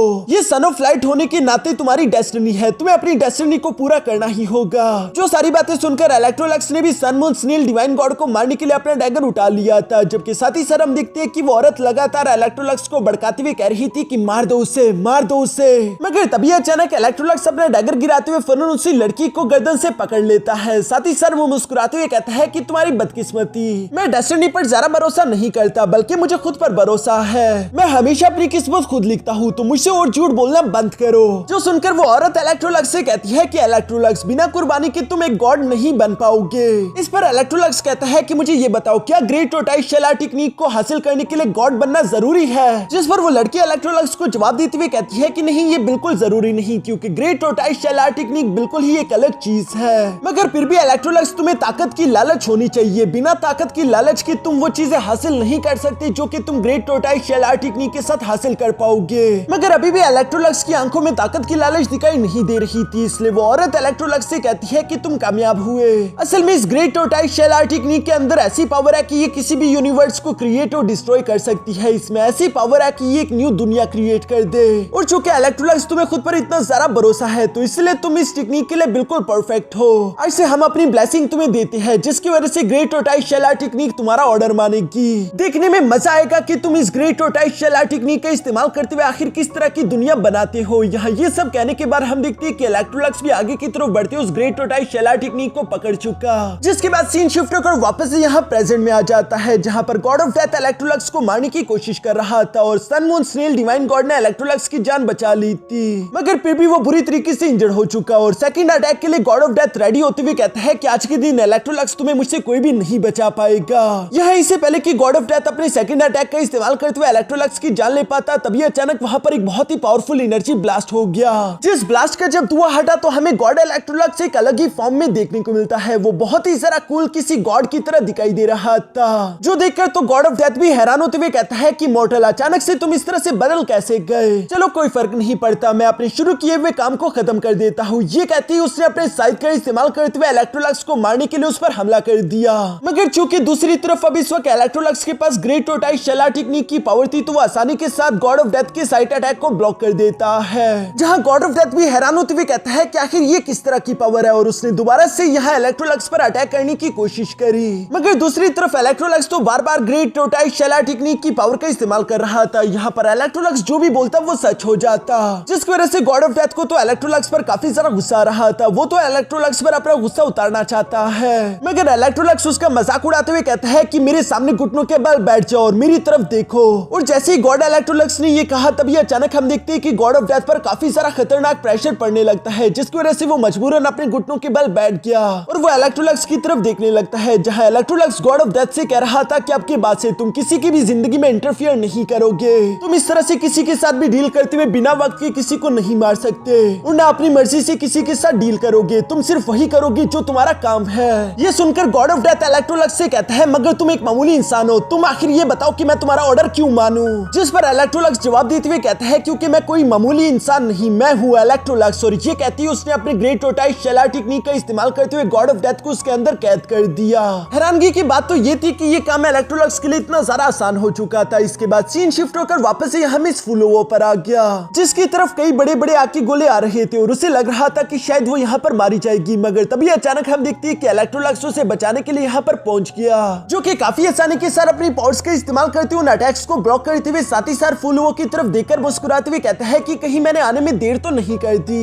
इलेक्ट्रोलक्स जो कि पूरी तरीके से बदल चुका था, फुलोवो भी उसे देखकर सरप्राइज रह गई थी और वो फौरन से आगे की तरफ बढ़ते हुए यहाँ इलेक्ट्रोलक्स को गले लगाकर कहती है कि थैंक गॉड तुम बिल्कुल जिंदा और सही सलामत हो। जो सुनकर दूसरी तरफ इलेक्ट्रोलक्स भी मुस्कुराते हुए जवाब देकर कहता है कि मेरी फिक्र मत करो, मैं बिल्कुल ठीक हूँ, क्योंकि मुझे अब ग्रेट टोर्टोइस शेल आर्ट टेक्निक भी मिल चुकी है। ये सुनकर तो अचानक से हम देखते हैं कि फुलोवो का चेहरा उतर गया। इसके बाद नेक्स्ट सीन में हम देखते हैं जहाँ इलेक्ट्रोलक्स और मिस फुलोवो वापस से अपने पेंगो एम्पायर जा रहे थे। रास्ते में चलते हुए मिस फुलोवो इलेक्ट्रोलक्स से सवाल करते हुए कहती है कि क्या सच में तुम्हें वो ग्रेट टोर्टोइस शेल टेक्निक मिल चुकी है? जो सुनकर इलेक्ट्रोलक्स हाँ में जवाब देते हुए फोनों से ग्रेट टोर्टोइस शेल आर्ट टेक्निक को बाहर निकाल लेता है। इसे देखकर तो मिस फुलोवो पूरी तरीके से उसमें बहक गई थी और जैसे ही मिस फुलोवो ने गलती करी उस ग्रेट शेल टोर्टोइस टेक्निक को टच करने की, तो वो फौरन उसे पीछे की तरफ धकेल देता है, जैसे कि वो उसे रिजेक्ट कर रहा हो। इलेक्ट्रोलक्स फुलोवो को बताता है कि इसे हर कोई इस्तेमाल नहीं कर सकता, इसे इस्तेमाल करने की एक कीमत है। जिस पर मिस फुलोवो उदास चेहरे के साथ कहती है कि अच्छा ठीक है। तभी अचानक इलेक्ट्रोलक्स उससे सवाल करते हुए कहता है कि क्या कोई परेशानी है? इस पर मिस फुलोवो मुस्कुराकर जवाब देते हुए कहती है कि नहीं, कोई परेशानी नहीं, लेकिन इलेक्ट्रोलक्स वैसे तुम इस ग्रेट टोर्टोइस शेल टेक्निक का इस्तेमाल किस लिए करोगे?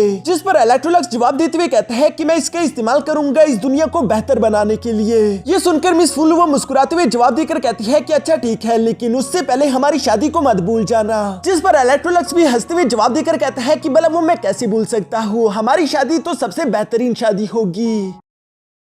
इसके बाद नेक्स्ट सीन में हम देखते हैं जहां मिस फुलू वो वापस से अपने घर आ चुकी थी और उसे अपने फादर से जानने को मिलता है कि उन्होंने फैसला कर लिया कि वो इलेक्ट्रोलक्स को शाही एम्पायर का अगला किंग बनाएंगे।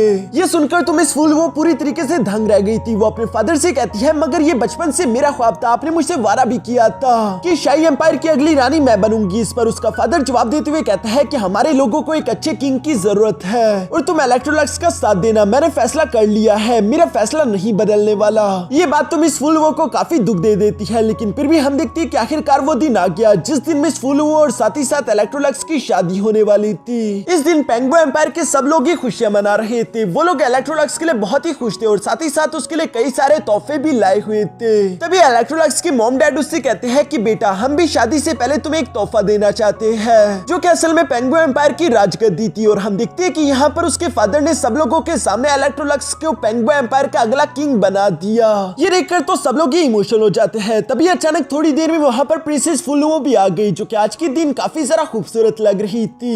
इलेक्ट्रोलक्स भी उसकी खूबसूरती देखकर दंगी रह गया था। इसके बाद हम देखते हैं कि पादरी ने इन दोनों की शादी कराना शुरू कर दी, जहाँ हर एक रिवाज को पूरा करने के बाद कस्में खाने का वक्त आ चुका था और ये दोनों ही एक दूसरे का हाथ पकड़ते हुए कहते हैं कि आज से हम एक दूसरे के मियाँ बीवी है। मैं हर चीज में इलेक्ट्रोलक्स तुम्हारा साथ दूंगी, तुम्हारी इज्जत मेरी इज्जत है, मैं कभी भी तुमसे बेवफाई नहीं करूंगी, चाहे फिर मुझे मौत ही क्यों ना जाए। और इसी के साथ हम देखते हैं कि पादरी ने सब लोगों के सामने इन दोनों को मियाँ बीवी अनाउंस कर दिया, जो देखकर इन दोनों के पेरेंट्स तो काफी सारे इमोशनल हो गए थे और बाकी के सब लोग भी खुशियां मना रहे थे। इलेक्ट्रोलक्स फुलू से कहता है कि मैं तुम्हारी इज्जत करता हूँ और फुलू, मैं तुमसे वादा करता हूँ कि मैं हमेशा तुम्हें खुश रखने की कोशिश करूंगा, इस जिंदगी में तुम्हें कोई तकलीफ ना हो, मैं इस चीज का तुमसे वादा करता हूँ। ये सुनकर मिस फुलू फौरन से इलेक्ट्रोलक्स के गले लग गई। साथ ही साथ वो इलेक्ट्रोलक्स से कहती है कि याद है, हम दोनों ने एक दूसरे से वादा किया था कि अब सिर्फ मौत ही हम दोनों को एक दूसरे से जुदा कर सकती है। जिस पर इलेक्ट्रोलक्स भी मुस्कुराकर जवाब देते हुए कहता है कि हाँ, सिर्फ मौत ही हम दोनों को एक दूसरे से जुदा कर सकती है। ये कहना ही था कि तभी अचानक फुलू वो तीसी के साथ एक खंजर निकालते हुए यहाँ इलेक्ट्रोलक्स के पेट में उसे गुनसाते हुए कहती है, तो मर जाओ। ये धोखा देखकर तो इलेक्ट्रोलक्स पूरी तरीके से शॉक हो गया था। उसकी तो दुनिया ही पूरी तरीके से पलट गई, जबकि बाकी के सब लोग भी ये देखकर पूरी तरीके से शॉक हो गए थे। डीलन और यिंग ज़ाओ तो आगे की तरफ बढ़कर इलेक्ट्रोलक्स की मदद करना चाहते थे, मगर तभी अचानक हम देखते हैं कि वहाँ पर कुछ असैसिन्स ने भी हमला कर दिया,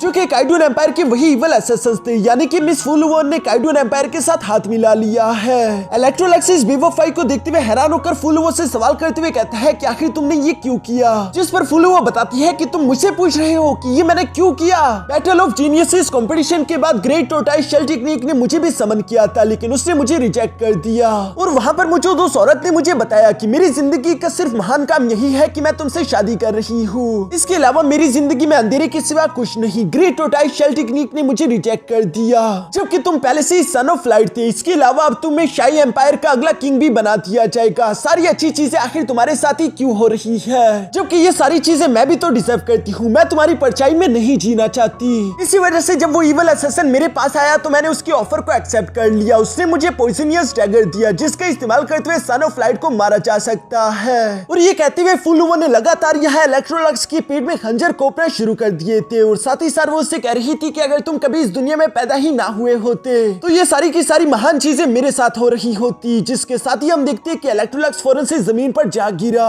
इलेक्ट्रोलक्स महसूस करता है कि वो अपनी बॉडी को मूव नहीं कर पा रहा, उसकी बॉडी में मौजूद सारी की सारी पावर खत्म हो चुकी थी। ये शायद उसी पॉइजनियस डैगर का असर था, सिवाय देखने के इलेक्ट्रोलक्स इस वक्त कुछ भी नहीं कर पा रहा। तभी अचानक हम लोग यहाँ पर पीरो को भी आता हुआ देखते हैं, जो कि आते हुए मुस्कुराकर कह रहा था कि उस पादरी के डैगर ने काम कर दिया, यानी कि वो सच में जानता है कि एक सन ऑफ लाइट को कैसे मारा जा सकता है। यहाँ पर हमें जानने को मिलता है कि असल में उसी पादरी ने पीरो को मरने से बचा लिया था और फुलू ने पीरो के साथ हाथ मिलाकर इलेक्ट्रोलक्स को धोखा दे दिया है। जबकि पीरो खुश होते हुए कह रहा था कि आज के दिन इलेक्ट्रोलक्स मैं तुम्हें खुद अपने हाथों से मार दूंगा। ये कहते हुए अभी इलेक्ट्रोलक्स को गर्दन से पकड़कर मारने ही वाला था कि तभी अचानक किसी ने उस पर हमला कर दिया।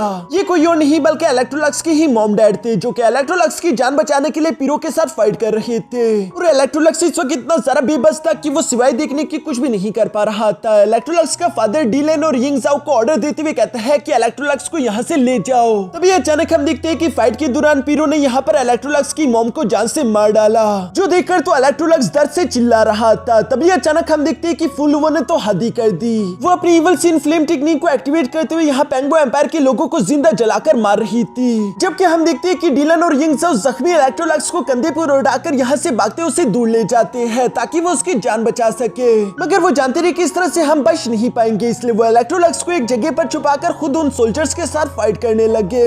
ये वो रात थी जहां इलेक्ट्रोलक्स ने अपना सब कुछ खो दिया। वो अपनी फैमिली को, अपने दोस्तों को, अपने अवाम को, सबको खो चुका है।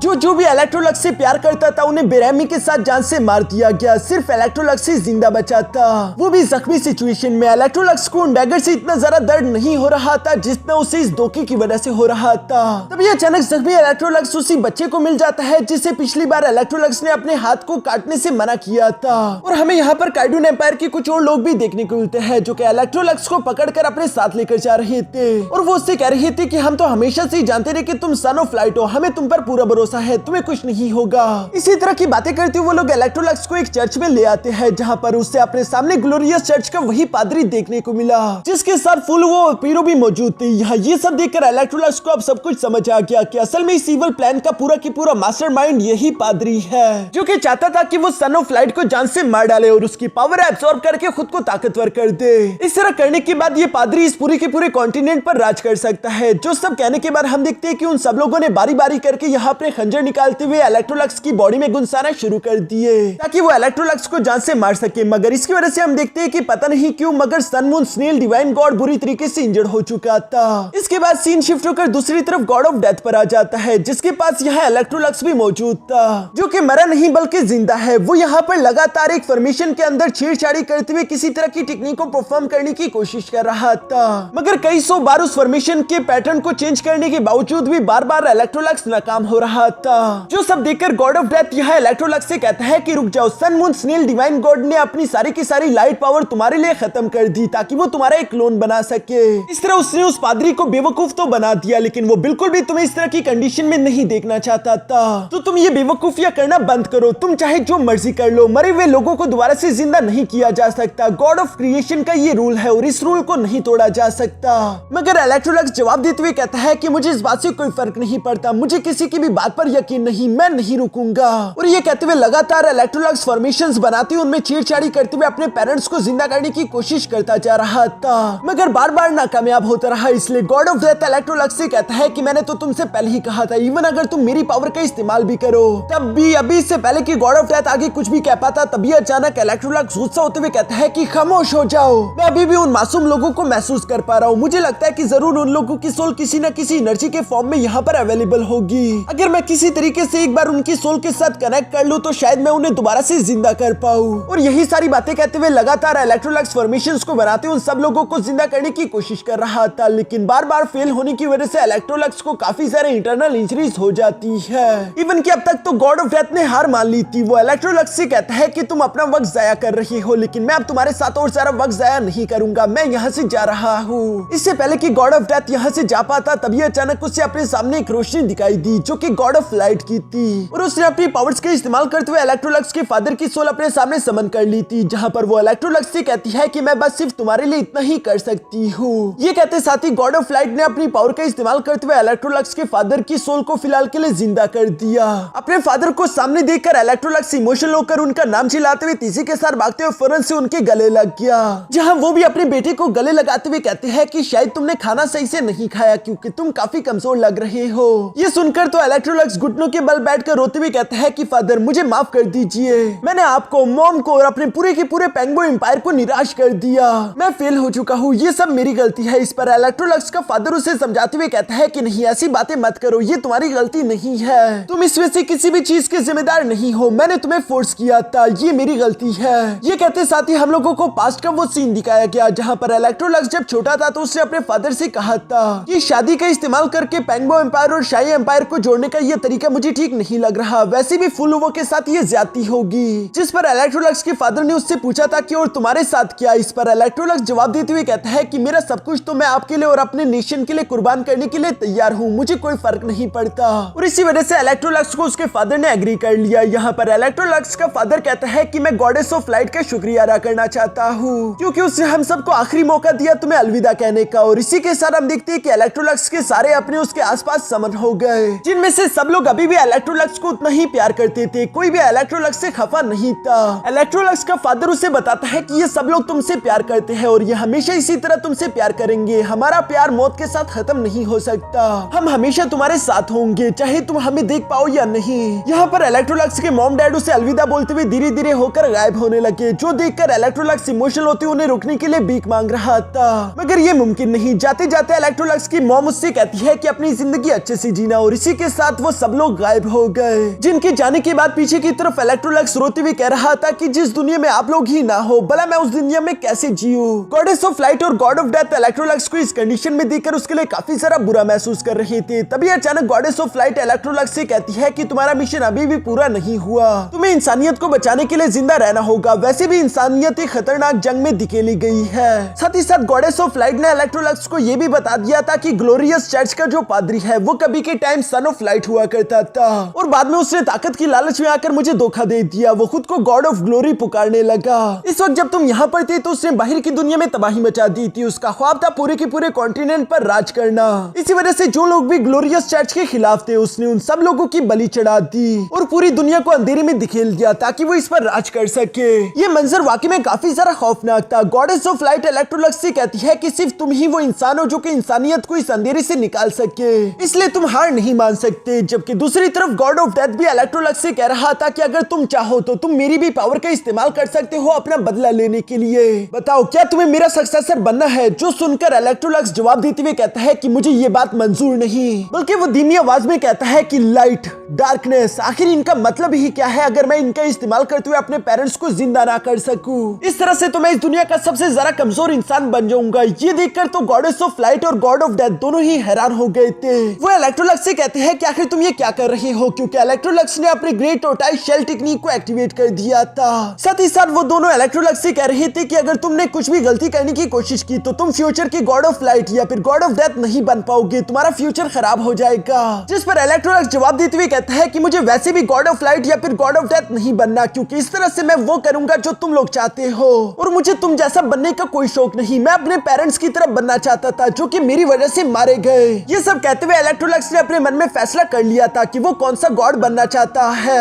इसी फैसले को सच करने के लिए उसने ग्रेट टोर्टाइज शेल टेक्निक को भी एक्टिवेट कर दिया था। इसलिए वो लड़की यहाँ इलेक्ट्रोलक्स के पास आते हुए कहती है कि तुमने फैसला कर लिया, सोच लो, क्योंकि ये नहीं बदलेगा। एक बार तुम मुर्दों को जिंदा करने वाले अनडेड गॉड बन जाओ, उसके बाद तुम इस चीज को कभी नहीं बदल पाओगे। इवन की गॉडेस ऑफ लाइट और गॉड ऑफ डेथ ने भी यहाँ पर इलेक्ट्रोलक्स को रोकने की कोशिश की, लेकिन इलेक्ट्रोलक्स का फैसला अटल था। इसलिए अचानक ही हम देखते हैं कि इलेक्ट्रोलक्स एक खाई में गिरने लगता है। साथ ही साथ वो अपने मॉम डैड को याद करते हुए कह रहा था कि प्लीज मुझे माफ कर दीजिए, मैं आप लोगों की एक्सपेक्टेशंस पर नहीं उतर पाया। मैं इस जिंदगी में वैसे भी आप लोगों के बगैर नहीं जीना चाहता। ये सब कहते हुए इलेक्ट्रोलक्स को यहाँ ग्रेट टोर्टाइज शेल टेक्निक की वजह से बहुत सारी नॉलेज मिल चुकी थी। साथ ही साथ उसकी जो ख्वाहिश थी कि वो अनडेड गॉड बनना चाहता है, उससे पूरा करने के लिए उसने ग्रेट टोर्टाइज शेल टेक्निक को अपने क्राउनलेस नो सल्वेशन टेक्निक के साथ मर्ज कर दिया, जिसके साथ ही इलेक्ट्रोलक्स की बॉडी में बेइंतहा पावर आ जाती है। उसकी अनडेड गॉड जर्नी यहाँ से शुरू हो चुकी और वो अनऑफिशियली एक गॉड बन चुका था, जहाँ पर गॉड इलेक्ट्रोलक्स सबसे पहले अपने टावर ऑफ इटर्निटी को क्रिएट करता है। जिसके बाद गॉड इलेक्ट्रोलक्स काफी कूल तरीके से यहाँ टावर ऑफ इटर्निटी की सीढ़ियां चढ़ते हुए सबसे पहले डिलेन का नाम लेता है, जिसे दोबारा से जिंदा करते हुए गॉड इलेक्ट्रोलक्स से कह रहा था कि डिलेन, तुम इस कॉन्टिनेंट के सबसे ज्यादा ग्रेटेस्ट वॉरियर हो। सेकंड नंबर पर गॉड इलेक्ट्रोलक्स यिंग ज़ियाओ को जिंदा करता है, जिसमें वो बता रहा था कि तुम इस कॉन्टिनेंट के एक्स्ट्रा ऑर्डिनरी मैजिशियन हो। तीसरे नंबर पर गॉड इलेक्ट्रोलक्स ने एटसी को जिंदा कर दिया था, जिसे वो बता रहा था कि तुम एक ऐसी फूल हो जो कि हर साल हर जगह खिलोगी। दोस्तों, ये तीनों ही गॉड इलेक्ट्रोलक्स के काफी अच्छे और वफादार दोस्त थे, और मुझे लगता है कि शायद ये तीनों ही होली गार्ड नंबर 1, 2 एंड 3 है। इन तीनों के बाद इलेक्ट्रोलक्स ने अपने पेरेंट्स को दोबारा से जिंदा कर दिया था, जिन्हें गले लगाने के बाद इलेक्ट्रोलक्स अपने पेंगुइन एम्पायर के उन सारे मरे हुए लोगों को भी दोबारा से जिंदा कर चुका, जो सब इलेक्ट्रोलक्स के वफादार थे। इलेक्ट्रोलक्स उनसे कहते हैं कि अब तुम सबकी कमजोरियां खत्म हो गई, अब हम सिर्फ ताकतवर हैं, और ताकतवर होने की वजह से मैं तुम लोगों को लीड करूंगा। मैं आज और इसी लम्हे से दुनिया के खिलाफ जंग का ऐलान करता हूँ। खून के बदले खून और आंख के बदले आंख होगी। ये सब कहते हुए गॉड इलेक्ट्रोलक्स काफी कूल तरीके से अपने गॉड फॉर्म में आ जाता है। साथ ही साथ वो अपने सोल्जर से कह रहा था कि तैयार हो जाओ, क्योंकि हम हैं अनडेड, हम हैं क्लेमेटी, मैं हूँ अनडेड क्लेमेटी गॉड इलेक्ट्रोलक्स। इसके बाद वही हुआ जो कि एक्सपेक्टेड था। गॉड इलेक्ट्रोलक्स अपनी अनडेड की आर्मी को लेकर सारे के सारे कॉन्टिनेंट के खिलाफ जंग छेड़ देता है, जहां पर हम देखते हैं कि गॉड इलेक्ट्रोलक्स के अनडेड तो काफी सारा स्ट्रॉन्ग थे। वो सोल्जर्स पर हमला करते हुए उन्हें धीरे धीरे करके खत्म कर रही है, और वो लोग चाहकर भी इन अनडेड को मार नहीं पा रहे थे। इसी तरह से सीन शिफ्ट होकर यहाँ पीरो के पैलेस पर आ जाता है, जो कि लड़कियों के साथ मजे कर रहा था। तभी अचानक वहाँ पर कुछ अनडेड सोल्जर्स आ गए, जिन्हें देखकर पीरो अपनी तलवार लेकर फनों से आगे की तरफ बढ़ते उनसे लड़ना शुरू कर देता है, मगर वो अनडेड सोल्जर्स तो मर ही नहीं रहे। ये देखकर तो पीरू भी सरप्राइज हो गया। वो हैरान होते हुए कहता है कि आखिर ये किस तरह की बलाय है जो कि मरने का नाम ही नहीं ले रही और आखिर ये आई कहां से है। तभी अचानक हम देखते हैं कि उसके पैलेस का छत उड़ गया, जहां हमें आसमान में उड़ता हुआ गॉड इलेक्ट्रोलक्स देखने को मिलता है। चूंकि गॉड इलेक्ट्रोलक्स पूरी तरीके से बदल चुका था तो इसी वजह से पीरू पहली नजर में तो उसे पहचान ही नहीं पाता। मगर गॉड इलेक्ट्रोलक्स पीरू की तरफ देखते हुए कहता है कि तुम मरना डिजर्व करते हो। ये कहते साथ ही गॉड इलेक्ट्रोलक्स ने सिर्फ अपने हाथ के इशारे से पीरू की हड्डियां तोड़ना शुरू कर दी। दर्द से चिल्लाता हुआ पीरू कह रहा था कि आखिर तुम हो कौन। थोड़ी देर सोचने के बाद वो कहता है कि इलेक्ट्रोलक्स ये नहीं हो सकता, तुम तो मर चुके थे ना, लेकिन प्लीज मुझे जिंदा छोड़ दो क्योंकि इसमें मेरी कोई गलती नहीं है। ये सब कुछ उस पादरी ने किया है। यहाँ इसी तरह से पीरू शोर मचा रहा था, इसलिए हम देखते हैं कि गॉड इलेक्ट्रोलक्स गुस्से से उसका दिल उसकी बॉडी से बाहर निकाल लेता है। साथ ही सर वो अपने हाथ से उसके दिल को कुचलते हुए कहता है कि तुम कुछ जरा ही शोर करते हो। ये कहते साथ ही गॉड इलेक्ट्रोलक्स ने बहुत ही बेरहमी से आखिरकार पीरू को खत्म कर दिया। इसके बाद सेकंड नंबर पर बारी फुलवो की थी, जो कि पूरी तरीके से संकी हो चुकी है। उसने अपने ही थंडर ड्रैगन को मारकर अपने महल में लटका दिया था, जिसके बाद वो बेरहमी से अपने चाकू का इस्तेमाल करते हुए उसकी आंखें निकाल रही थी। साथ ही सर वो अपने सर्वेंट से सवाल करते हुए बताती है कि ये आंखें कैसी है। वो सर्वेंट जवाब देते हुए कहता है प्यारी है लेकिन आप जितनी नहीं। इसके बाद वो बताता है कि आपकी आवाम बाहर आपका इंतजार कर रही है। फुलवो ने ये सब कुछ अपनी जय जयकार सुनने के लिए ही तो किया था, इसलिए वो अपनी आवाम से मिलने के लिए बाहर आ गई, जहाँ पर उसे ताज पहनाया गया और सारी की सारी आवाम उसकी जय जयकार कर रही थी क्योंकि फुलवो से वो सब लोग डरते थे। मगर फुलवो उन लोगों के सामने अच्छा बनने की एक्टिंग करते हुए कह रही थी कि अब से मैं तुम लोगों की रानी हूँ और मेरे होते हुए तुम लोगों के लिए बुरा कुछ भी नहीं होगा। मैं हमेशा तुम लोगों की अच्छाई के लिए काम करूंगी। आज और इसी लम्हे से ये एम्पायर बहुत ही ज्यादा तरक्की करेगा। वो भी यहाँ पर ये सब कह ही रही थी कि तभी अचानक हमें गॉड इलेक्ट्रोलक्स की आवाज सुनाई देती है, जो कि कह रहा था कि गद्दार। और इसी के साथ फुलवो की गाल पर एक जोरदार थप्पड़ आकर लग गया। साथ ही साथ एक तलवार उसकी बॉडी के आर पार पेनिट्रेट करते उसे उसी की ड्रैगन के साथ चिपका देती है। तभी अचानक यहाँ पर गॉड इलेक्ट्रोलक्स भी उसकी नजरों के सामने आ चुका था। फुलवो गॉड इलेक्ट्रोलक्स को देखते हुए कहती है कि इलेक्ट्रोलक्स तो ये तुम हो, तुम दोबारा से जिंदा बच गए, तुम वाकई में कमाल के हो। मगर चूंकि तुम इतने ज्यादा कमाल के हो तो इसी वजह से पहली बार भी मैंने तुम्हें जान से मारा था और मैंने कुछ गलत नहीं किया। अगर अगली बार भी मुझे मौका मिले तो मैं बिल्कुल सेम काम करूंगी क्योंकि मैंने अपने फ्यूचर को अंधेरे से बचाया है। जो सुनकर इलेक्ट्रोलक्स फुलवो से कहता है कि आखिर तुम किस अंधेरे की बात कर रही हो। ये कहते साथ ही इलेक्ट्रोलक्स ने टाइम रिवर्स करके बिल्कुल उसी पोजीशन पर फुलवो को भेज दिया जिस रात इलेक्ट्रोलक्स और फुलवो की शादी होने वाली थी। सब लोग ही उस रात फुलवो से प्यार करते थे। अगर वो इस तरह से इन सबको धोखा ना देती तो वो सब जिंदा होते।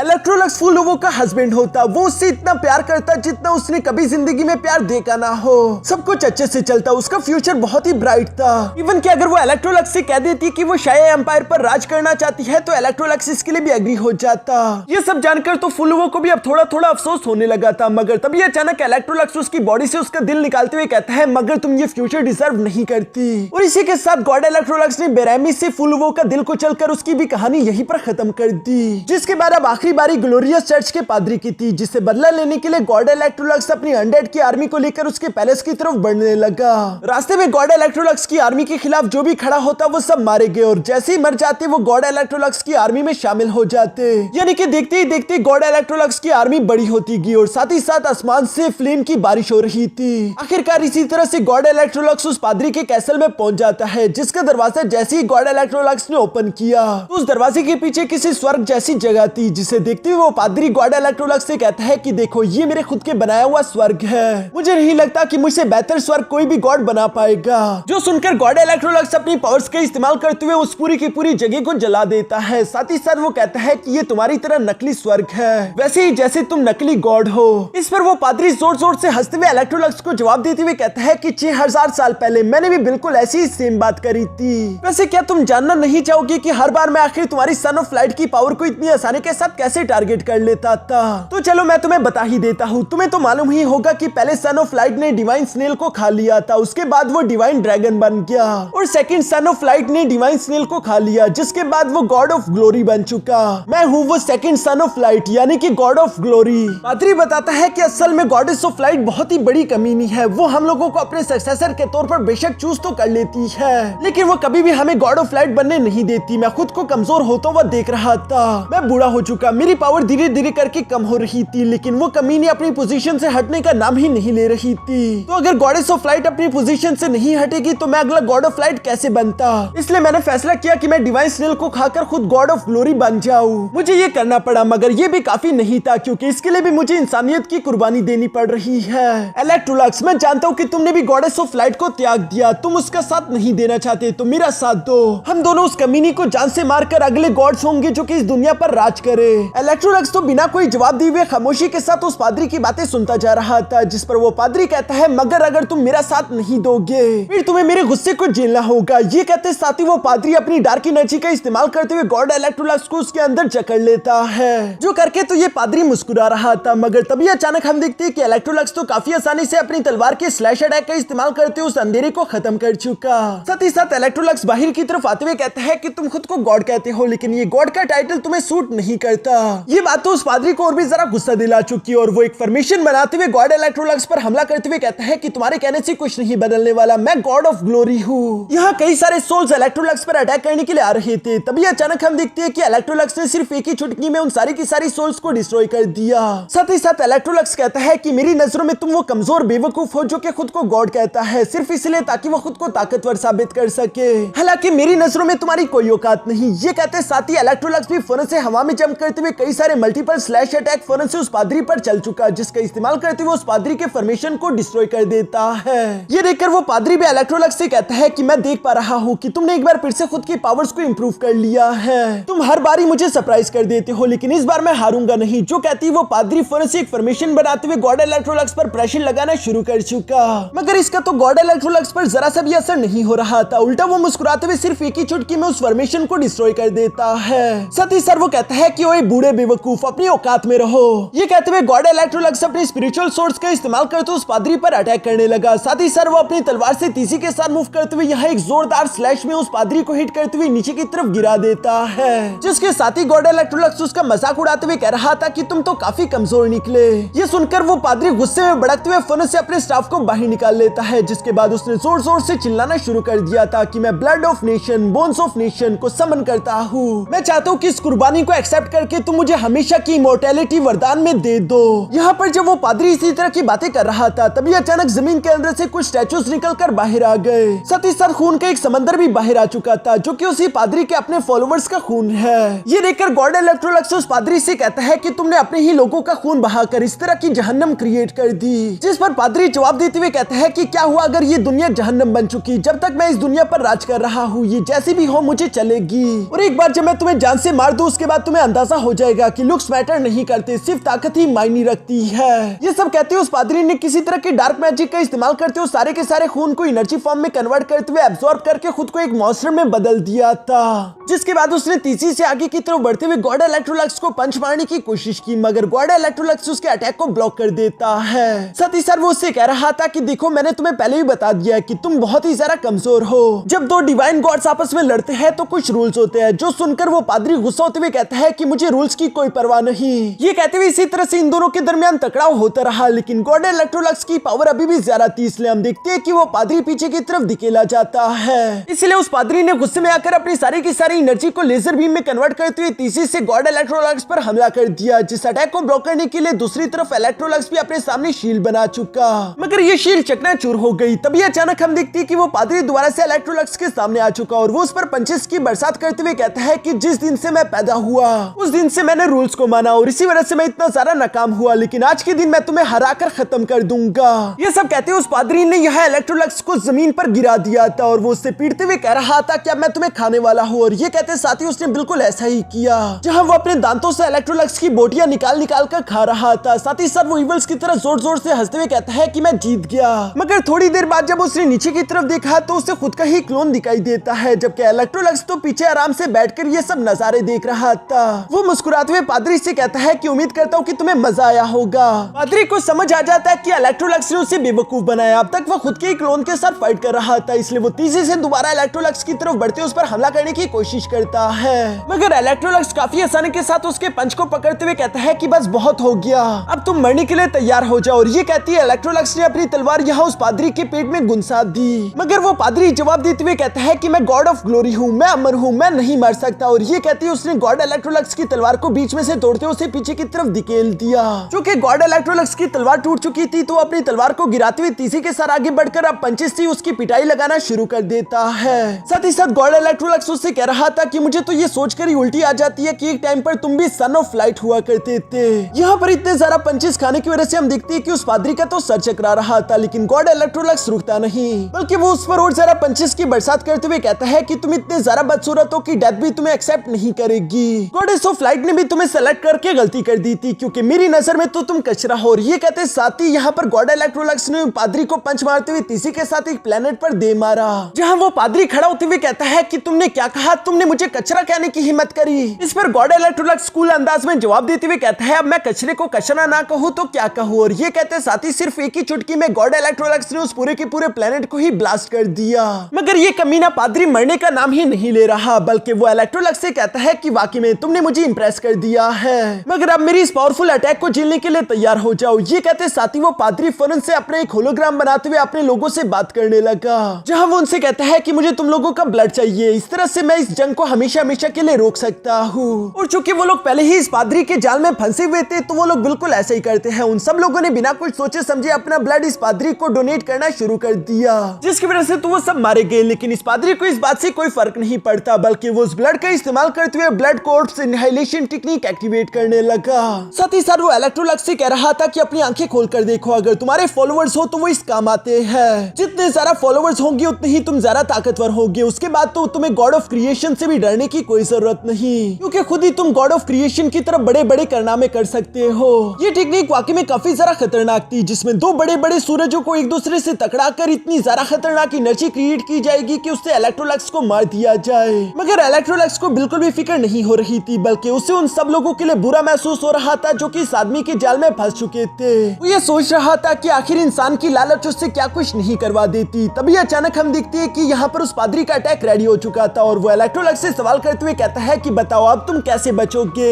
ये सुनकर इलेक्ट्रोलक्स को अपने फादर की बात याद आई, जहाँ इलेक्ट्रोलक्स के फादर ने उससे कहा था कि ये सब लोग तुमसे प्यार करते हैं, हम अगर मर भी जाए तब भी हमारा प्यार तुम्हारे लिए खत्म नहीं होगा, बल्कि हम हमेशा तुम्हारे साथ रहेंगे। और इसी वजह से इलेक्ट्रोलक्स यहाँ पर मुस्कुराते हुए कहता है कि पादरी तुम्हारा खेल खत्म हुआ, मरने के लिए तैयार हो जाओ। ये कहती है इलेक्ट्रोलक्स ने अपने सारे अपनों और दोस्तों को यहाँ पर समन कर लिया था, जो कि अपनी तलवारों का इस्तेमाल करते उस पादरी पर हमले कर रहे थे। जिस पर ये पादरी जवाब देते हुए कहता है कि इलेक्ट्रोलक्स शायद तुम भूल गए, लेकिन मैं मर नहीं सकता। इस पर इलेक्ट्रोलक्स उसके अटैक की सारी एनर्जी ब्लैक होल में डालते हुए कहता है मगर फिक्र मत करो, मैं तुम्हें क्रश करना जानता हूँ। और इसी के साथ हम देखते हैं कि इलेक्ट्रोलक्स ने काफी आसानी के साथ यहाँ पर उस पादरी को ओवरपावर्ड कर दिया, जिसके बाद इलेक्ट्रोलक्स उस पादरी को जकड़ते हुए एक प्लेनेट पर ले आता है। यहाँ पर हम देखते हैं कि वो पादरी तो चिल्लाते हुए कह रहा था कि मैं गॉड हूँ, मुझे जाने दो, मगर दूसरी तरफ इलेक्ट्रोलक्स उसे जवाब देते हुए कहता है कि मौत तो तुम्हारे लिए एक बहुत ही छोटी सजा होगी। ये कहते हुए इलेक्ट्रोलक्स ने उस पादरी को यहाँ जमीन के साथ बांध दिया। साथ ही साथ इलेक्ट्रोलक्स उसे बता रहा था कि अब तुम यहाँ से आजाद नहीं हो सकते, इटर्निटी तक तुम यहाँ पर कैद रहोगे, और जिन मासूम लोगों को तुमने बेरहमी से जान से मारा वो अपना बदला लेने के लिए हर रोज तुम्हें खाएंगे, हर रोज तुम जिंदा होगे, हर रोज तुम्हें मारा जाएगा, और इसी तरह तुम इस दुनिया के अंत तक इस दर्द को झेलते रहोगे, तुम्हारा कोई अंत नहीं होने वाला। जिसके साथ ही गॉड इलेक्ट्रोलक्स ने इस पादरी की किस्मत का फैसला भी कर दिया, और इसके बाद वो वापस से अपने पेंगो एम्पायर आ जाता है, जहाँ इलेक्ट्रोलक्स ने अपने सारे मरे हुए लोगों की कब्रें बना दी थी। और इस वक्त यहाँ इलेक्ट्रोलक्स के साथ Sun moon snail divine God भी मौजूद था, जो कि इलेक्ट्रोलक्स से कह रहा था कि अपने लोगों की सोल को प्रिजर्व करने के लिए तुमने बहुत बड़ा कदम उठाया है, सच कहूँ तो तुम वाकई में काफी एक्स्ट्रा ऑर्डिनरी हो, कई सारे गॉड भी ये काम ना कर पाते। इस पर इलेक्ट्रोलक्स जवाब देते हुए कहता है क्योंकि सिर्फ मैं ही हूँ जो कि अपनी मर्जी से अनडेड गॉड बनना चाहता था। इस पर sun moon snail divine God जवाब देते हुए कहता है कि हाँ तुमने सही कहा, लेकिन अब क्या करोगे, क्योंकि अब तुम्हारे सारे दुश्मन खत्म हो चुके, तो क्या तुम अपनी इन पावर्स का इस्तेमाल करते हुए एक न्यू दुनिया बनाओगे। इस पर इलेक्ट्रोलक्स जवाब देते हुए कहता है कि खुदगर्जी, लालच, जेलसी, इन्हीं सब चीजों की वजह से बहुत ज्यादा तबाही मच चुकी है। मैं सच कहूँ तो अब मुझे इंसानी दुनिया में जरा सी भी दिलचस्पी नहीं बची, मैं तो बस सिर्फ अपनी फैमिली के साथ रहना चाहता हूँ। वैसे भी हर बड़ी तबाही के बाद एक नई जिंदगी की शुरुआत होती है, मुझे पूरे यकीन है कि इंसानियत भी दोबारा से अपने पैरों पर खड़ी हो जाएगी, इसलिए मुझे अब इंसानियत के मामलों में इंटरफियर नहीं करना। ये सब कहते हुए गॉड इलेक्ट्रोलक्स वहाँ से जा रहा था, जिस पर sun moon snail divine God कहता है कि इलेक्ट्रोलक्स एक दिन जरूर आएगा जब इंसानियत का सामना एक ऐसे दुश्मन के साथ होगा जिसे वो नहीं हरा पाएंगे, तब इंसानों को तुम्हारी जरूरत पड़ेगी ताकि वो तुम्हारी पावर का इस्तेमाल करते हुए इकट्ठा होकर एक साथ उस दुश्मन के खिलाफ लड़ सके। क्योंकि अब तुम्हारे पास गॉड ऑफ क्रिएशन लेवल की पावर है, तो इसलिए मुझे लगता है कि तुम्हें उनकी मदद करनी चाहिए। ये सुनकर गॉड इलेक्ट्रोलक्स मुस्कुराते हुए पीछे की तरफ पलटकर जवाब देते हुए कहता है जब वो दिन आएगा तो मैं देखूंगा कि कौन मुझसे मदद मांगने के लिए आ रहा है, अगर वो मेरी मदद के काबिल होगा तो मैं जरूर उसकी मदद करूंगा। ये सुनकर तो Sun moon snail divine God भी मुस्कुराने लगा, और वो यहाँ पर इलेक्ट्रोलक्स से कहता है कि चलो ठीक है इलेक्ट्रोलक्स, अब इसी के साथ हम दोनों की जर्नी यहीं पर खत्म होती है। अलविदा मेरे दोस्त, तुमने हमारे लिए जो कुछ भी किया मैं उन सब चीजों के लिए तुम्हारा शुक्रिया अदा करता हूँ। अब मैं अगले सन ऑफ फ्लाइट का इंतजार करूंगा ताकि वो इस मिशन को पूरा कर सके। और ये सब कहने के बाद सन, मून, स्नेल, डिवाइन गॉड यहाँ पर इलेक्ट्रोलक्स को अलविदा करते हुए वहां से चला गया। ये वही दिन था जिसके बाद से गॉड इलेक्ट्रोलक्स को भी किसी ने नहीं देखा था। वो दुनिया की नजरों से पूरी तरीके से गायब हो गया। उसने दोबारा कभी भी इंसानियत की तरफ पलटकर नहीं देखा, जबकि इंसान भी गॉड इलेक्ट्रोलक्स को बुरा समझ बैठे थे, क्योंकि कहानियों में ऐसा बताया गया कि गॉड इलेक्ट्रोलक्स ने 1/3 पॉपुलेशन को जान से मार डाला था। मगर गॉड इलेक्ट्रोलक्स को इस बात से जरा सा भी फर्क नहीं पड़ता, बल्कि वो अपने टावर ऑफ इटर्निटी को बनाकर उसके अंदर डीप स्लीप में चला गया, जहां पर वो उस महान वॉरियर का इंतजार करने लगा जो कि उसे डीप स्लीप से जगाएगा। और वो महान वॉरियर कोई और नहीं बल्कि अगला सन ऑफ फ्लाइट हाउचेन था, जिसने गॉड इलेक्ट्रोलक्स के टावर ऑफ इटर्निटी को ढूंढा और साथ ही साथ उसकी लवर कैरन ने गॉड इलेक्ट्रोलक्स को डीप स्लीप से जगा दिया। इसी तरह से ये कहानी आगे की तरफ बढ़ती रही। ये कहानी शायद कभी भी खत्म ना हो, क्योंकि गॉड इलेक्ट्रोलक्स को कोई नहीं हरा सकता, वो अपनी मर्जी का मालिक है। मगर इसी के साथ हमारी ये मूवी यहीं पर खत्म हो जाती है। उम्मीद करता हूँ कि दोस्तों आप लोगों को ये मूवी अच्छी लगी होगी, और मुझे माफ कर देना कि मैंने इस वीडियो को बनाने में इतना टाइम लगा दिया, लेकिन आगे से ऐसा नहीं होगा। वैसे भी कहते हैं ना कि चाहे देर आए मगर दुरुस्त आए। तो मिलते हैं नेक्स्ट वीडियो के साथ, तब तक के लिए टाटा बाय बाय।